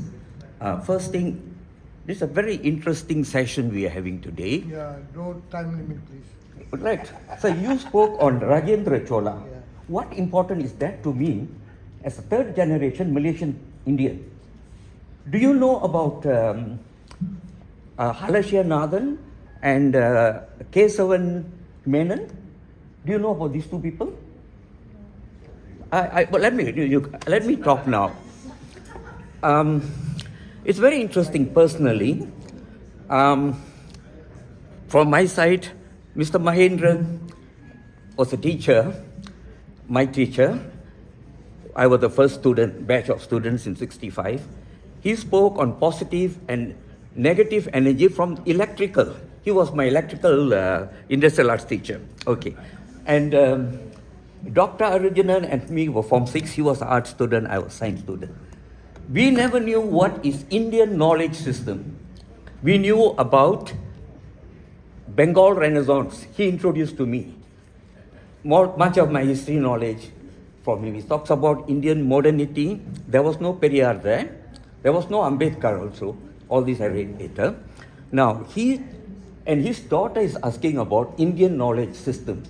Now, this is where we have arrived at. Our history started in 1831, I think, Kondapi says. And this is something that I'm checking over after my retirement. I'm not an historian. There are many aspects of our own history. 5 years ago, I think 2019, Modi ji came to Thailand to meet the Indian community. And he attended 2 functions. Professor Charanjit is gone. the 550th anniversary of the birth of Guru Nanak, the Sikh community in Thailand were releasing a special coin, and at the same time, the Tirukkural translated into the Thai language was also launched by him.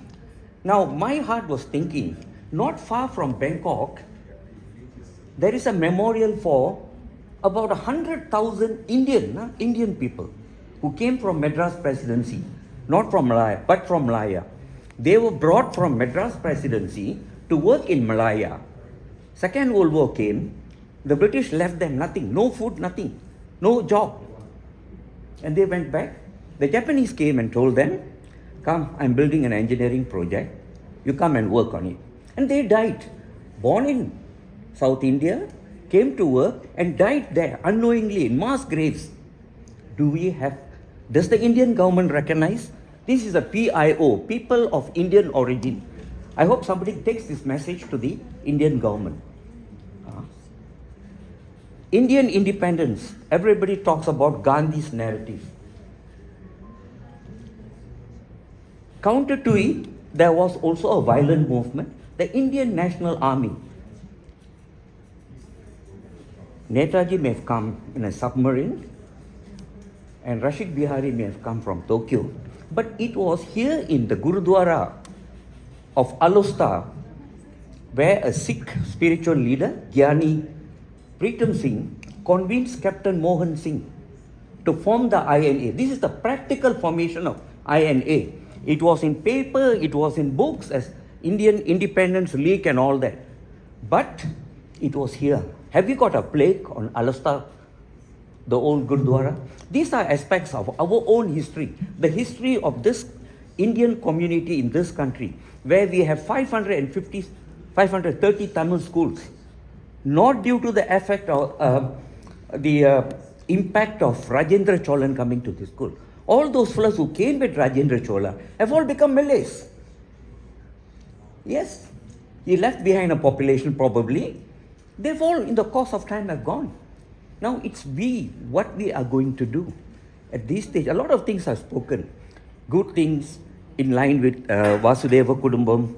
Mr. Ravi is there. Mr. Ravi, will the Indian government recognize, we took up the death railway. They were told to go to work on the death railway by the Indian Independence League people. நீங்கள் எல்லாம் தாய்நாட்டுக்கு போறீங்க. தாய்நாட்டு விடுதலை. Thailand was told as Tainadu. Thai Mannu, which means motherland. They didn't say that we are going to help the Japanese to build that. So that's all I have to say. So the Tamils or the Indians of this country are also an important aspect of the nation, and we have a history. We have to know this. Not only MIC, Central Indian Association of Malaya. I read a PhD thesis by a Chinese for University of Hong Kong, and he says the most important aspect, positive development in the history of Indians at that time, until that point, has been the formation of the CIAM, where the Indian professionals came down to help the illiterate Indians of the plantations. Thank you. Okay, thank you. Last 1 minute, sir. Mike.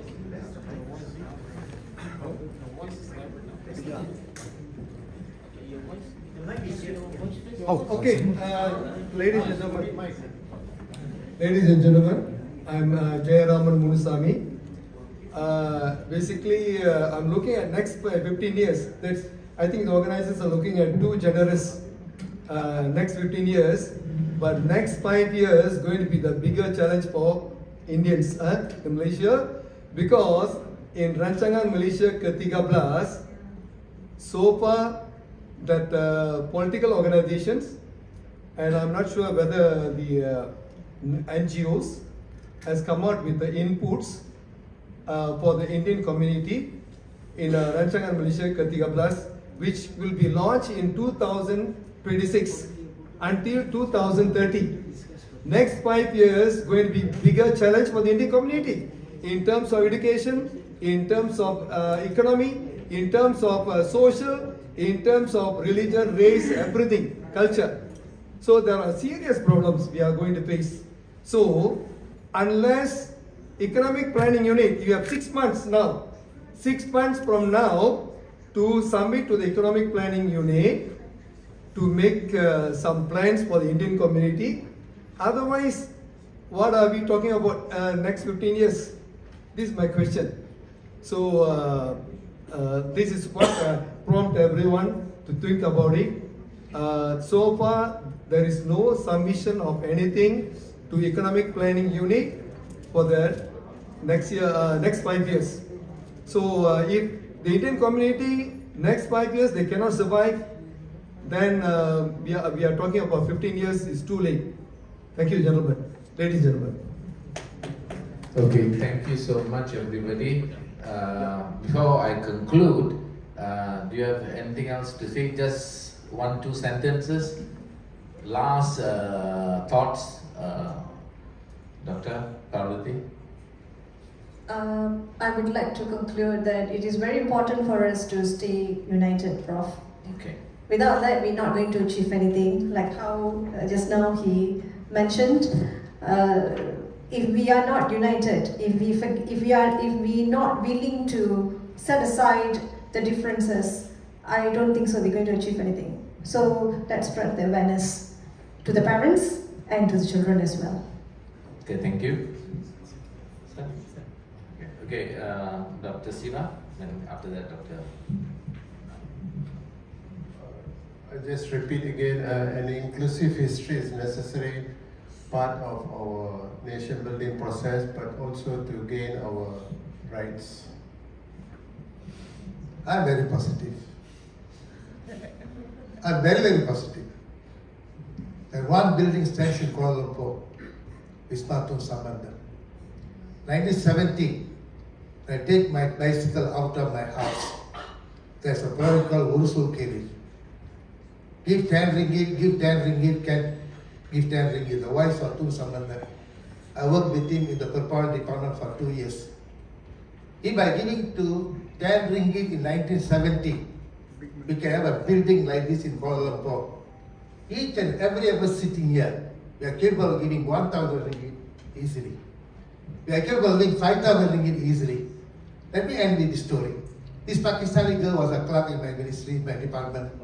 When they were going with her, I asked her, you have done this course, why don't you further studies? The Pakistani girl said, I got no money, Dr. Arun. I said, don't worry, I took her to CIMB, asked whether she can get a loan or not. They say can, but because a permanent resident, she can't get the loan.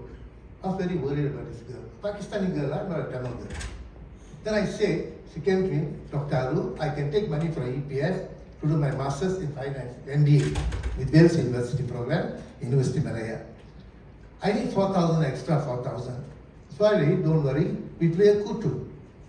I play 2,000, a friend Bimala play 1,000. See, with the 4,000 ringgit, she paid the first payment. We played again another kutu, you know. She completed an MBA, and today she's in Pakistan, and using a knowledge through the modern technology, earning a fantastic income. I'm running a kutu at the moment. I started from the day I started my working. At the moment, I'm running a kutu for 24 people, each 1,000. How much 1 year? Almost 248,000. You know, 1 year, am I right? If one single fellow called Arjuna, kutu is illegal, please, No, he's running a kutu. He's mobilizing 288,000 and end of the day, you know. We've got 100 fellows doing that. Small is beautiful, Small is beautiful. We got no future in this country. We don't have capital in our hand. We got no future in this country. We got no morality. We must have strong moral background. And we come from a family, from a group, very, very hardworking. Can they defeat us? No way. No way. Don't be pessimistic, Mr. Minus say. Every challenge has got a plus and minus. Well, you look at the minus. Look at the plus. Alright? We can sacrifice a lunch. We can sacrifice a dinner. Save the money. Alright? Money is power. That's why I write the book. Capitalism is not an ideology. It's a religion. People may not willing to accept. Karl Marx said, capitalism is a religion, but be careful with it. So therefore, I'm very, very optimistic. You give me all kind of challenges, I'm ready to take on it. If my wife and I tomorrow start a tuition, English language, charging 50 ringgit a child, believe me, within 1 month, our income goes up by 1,000. It's all your mind, you know. Lord Buddha said, the best person, I asked Mr. Bala, you know, asked my teacher, Mr. Mahendran, who is the best person that India produced? Mr. Mahendran said, Krishna. Asked Bala, Bala said, it is Buddha. 1989, I walked in the National Library in Canberra, Australia. There was a Buddha statue inviting me. 2018, I walked into the British Museum in Birmingham. Birmingham. Inviting me was a Buddha statue. What did Buddha say? Keep your life moral. The 3 gems, the 4 noble truths, the 8-fold path, the 5 precepts. Or you follow the Tirukkural, nobody can defeat us. Let me tell you, it's not a talk out of emotions, please. We can change our fate. With the strength of our mind, with the strength of our body, with the cleanness of our soul. Thank you very much.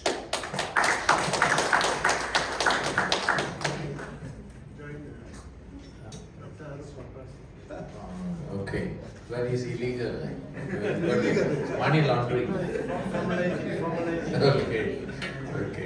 That was the concluding remark by Dr. Arun. Okay. Mobilize the capital. Okay, all right. So thank you very much to all the presenters and panelists today. I don't think I need to conclude. It's already 6:15 and we have to stop now. Okay, so thank you again. Thank you all, and we will try to crystallize all the opinions into something more concrete. Thank you. Thank you. A big thank you to all our facilitators and contributors for leading such an open, thought-provoking dialogue. Your honesty, expertise and clarity have sparked important reflections that will shape how we move forward as a community. So the next, I would like to invite Mr. Shashidharan to present token of appreciation to our panelists and moderators. Thank you.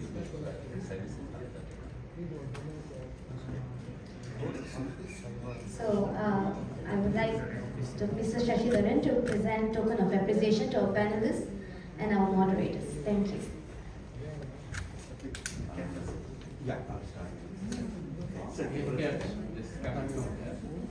And please remain on the stage for a group photo. Back scenery, just one block. Now, Okay. Better shot.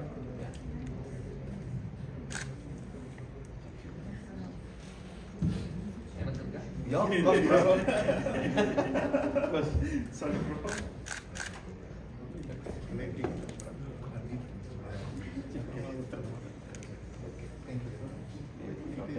Thank you so much.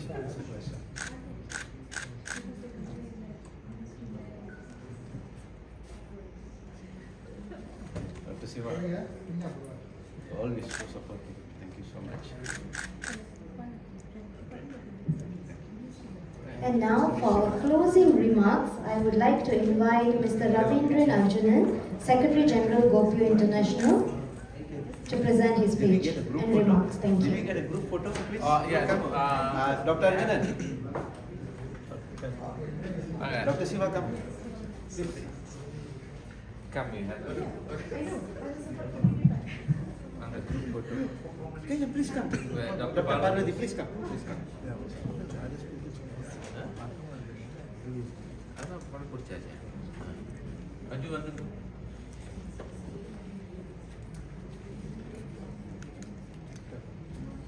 Ready? 1, 2, 3. Okay.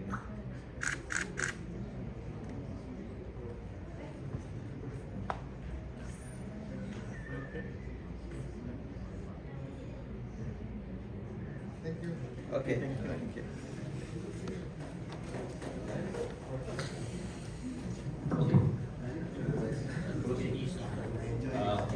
Thank you.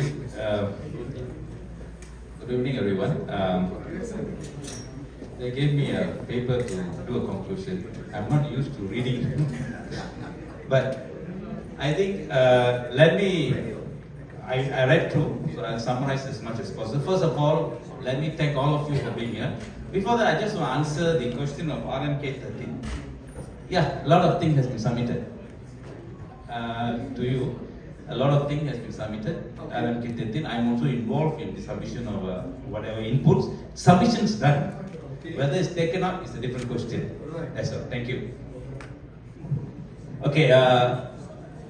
As we come to a conclusion, first of all, with great heart, Gopio, we want to thank you for being with us so long. And I think Sashi just told me, Ravi, we are having better participation this time for the academic conference. Please give a big hand to yourselves, please. Allow me today to, first of all, thank His Excellency Sri Ankan Banerjee, who's the Joint Secretary of Diaspora Engagement. I actually met him in Delhi. One fat guy, is very vibrant, and he has now better understood Gopio. He's meeting us later. I want to extend our thanks to him. Mr. Guna outlined something about the future, what we want to do, and then keynote address, Prof has been always with us, Dr. Ravi. He's so Indian diaspora, India and Malaysia. A lot of things has been spoken. Thank you for all that.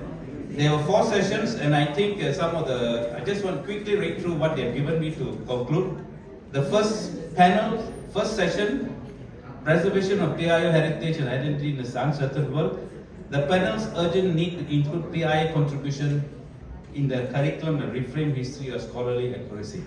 This is very interesting. I was once involved. I just want to remind you, the guy who actually changed the course of our school history books. Who can guess?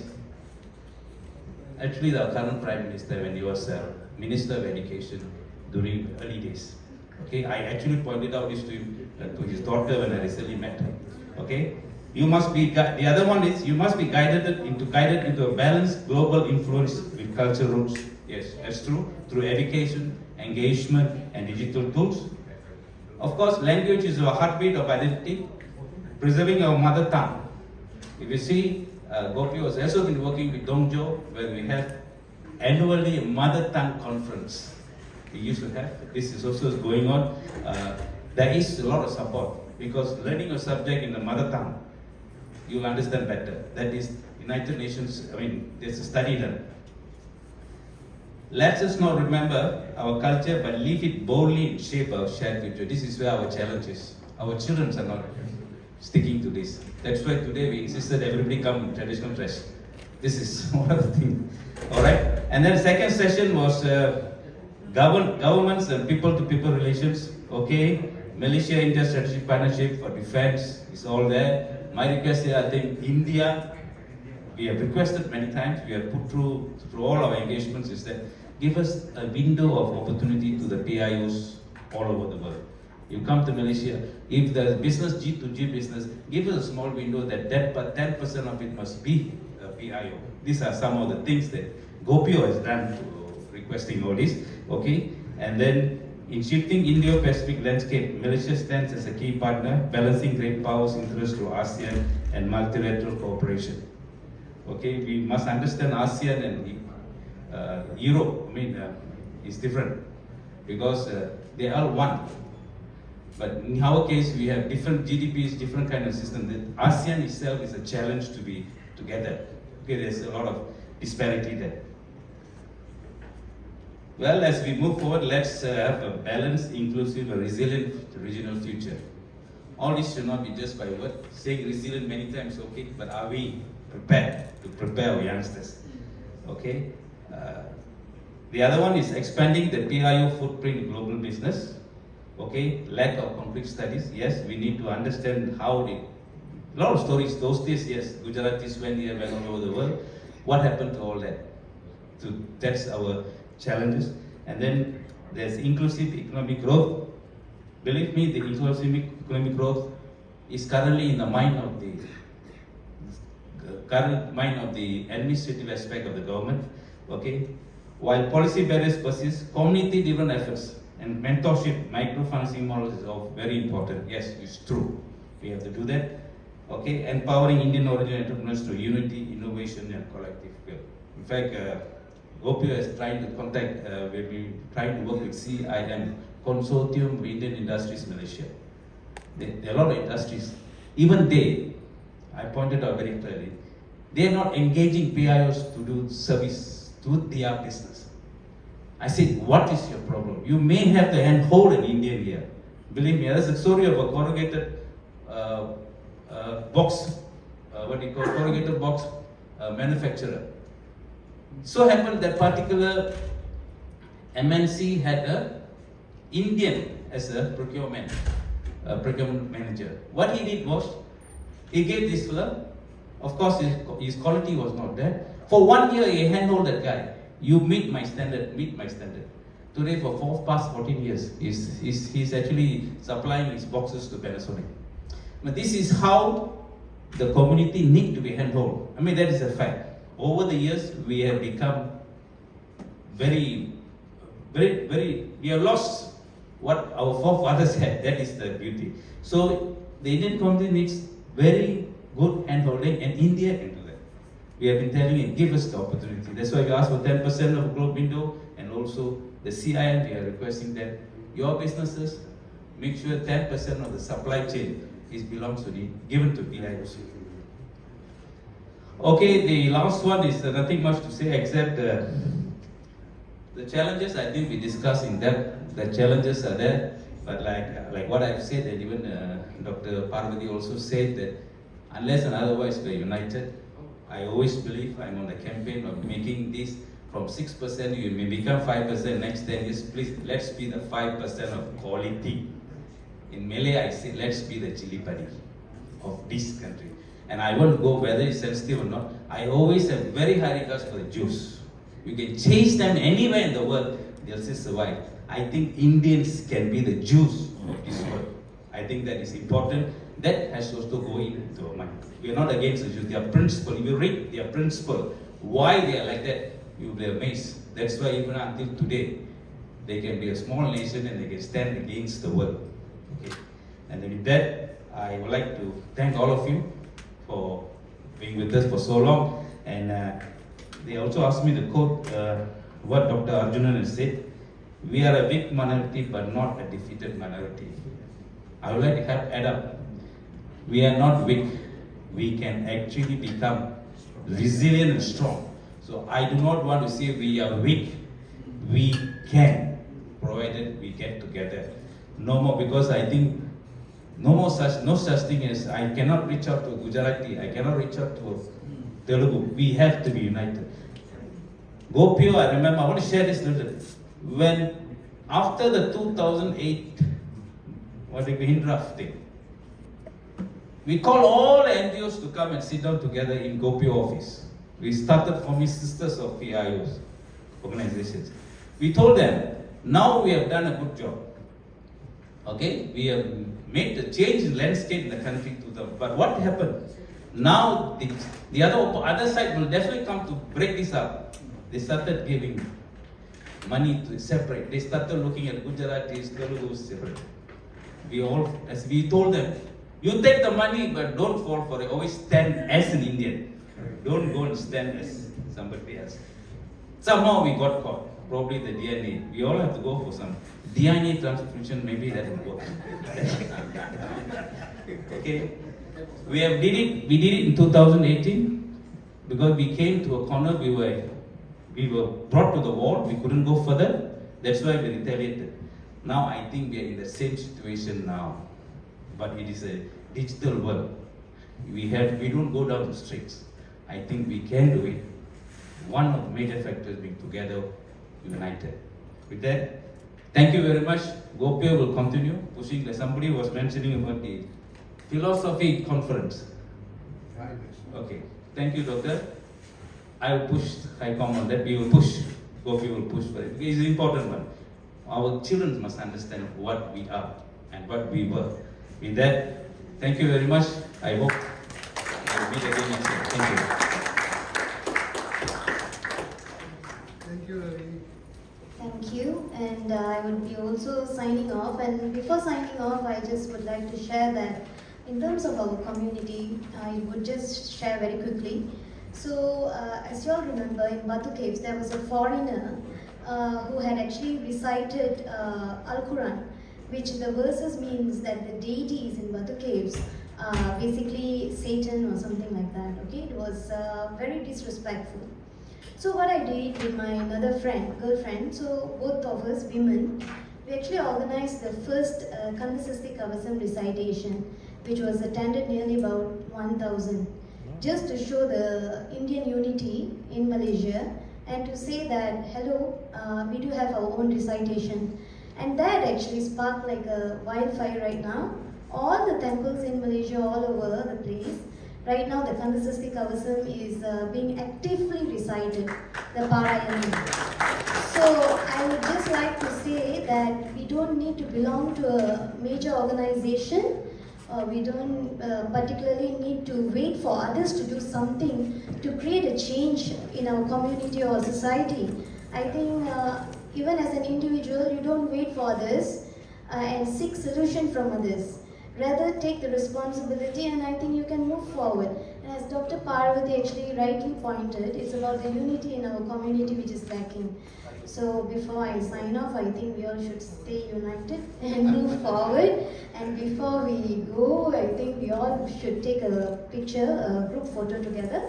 So I would like to invite everyone to the stage to take a group photo. And yes, and also before everyone leaves, I would like to remind on the welcome all to the inauguration dinner at 7 p.m. at in the same venue here. There is a dinner tonight at 7 p.m. Yeah, thank you. Sorry. Yes. So I would hand over to you. Friends, it's an inauguration dinner for the third time. In fact, it was never happened before. For the third time, the Indian government is sending its senior minister to be a OPS function. In fact, to share, only last week, Jaishankar cancelled his trip here.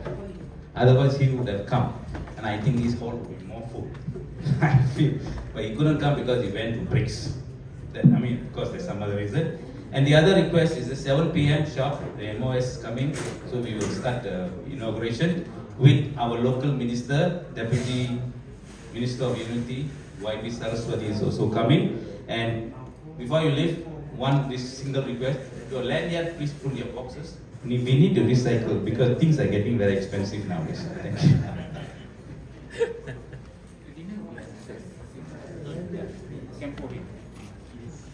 Come take a photo. Ami Rose. Ami Rose.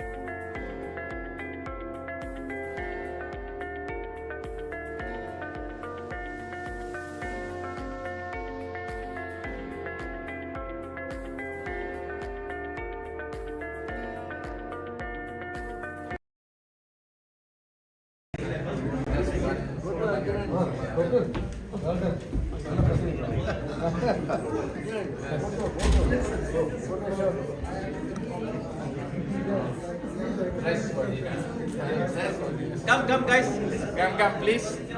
You just take one photo session.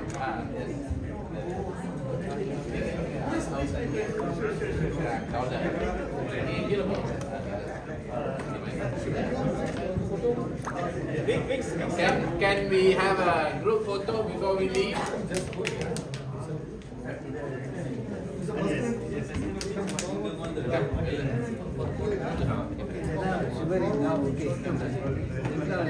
Come, ladies.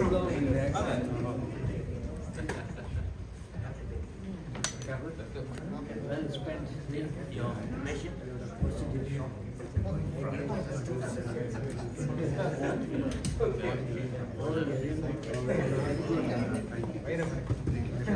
Whatever happened, go ahead and come back. Whatever he said, don't let you. Is there enough space for everybody? You need to come closer, I think.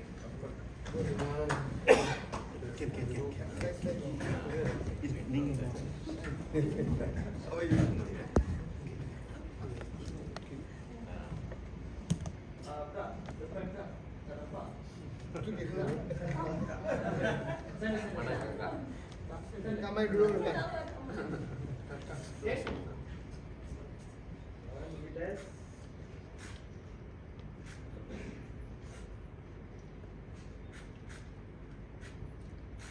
Ready, smile. 1, 2, 3. 1, 2. Thumbs up, thumbs up. Thumbs up. 1, 2. Okay,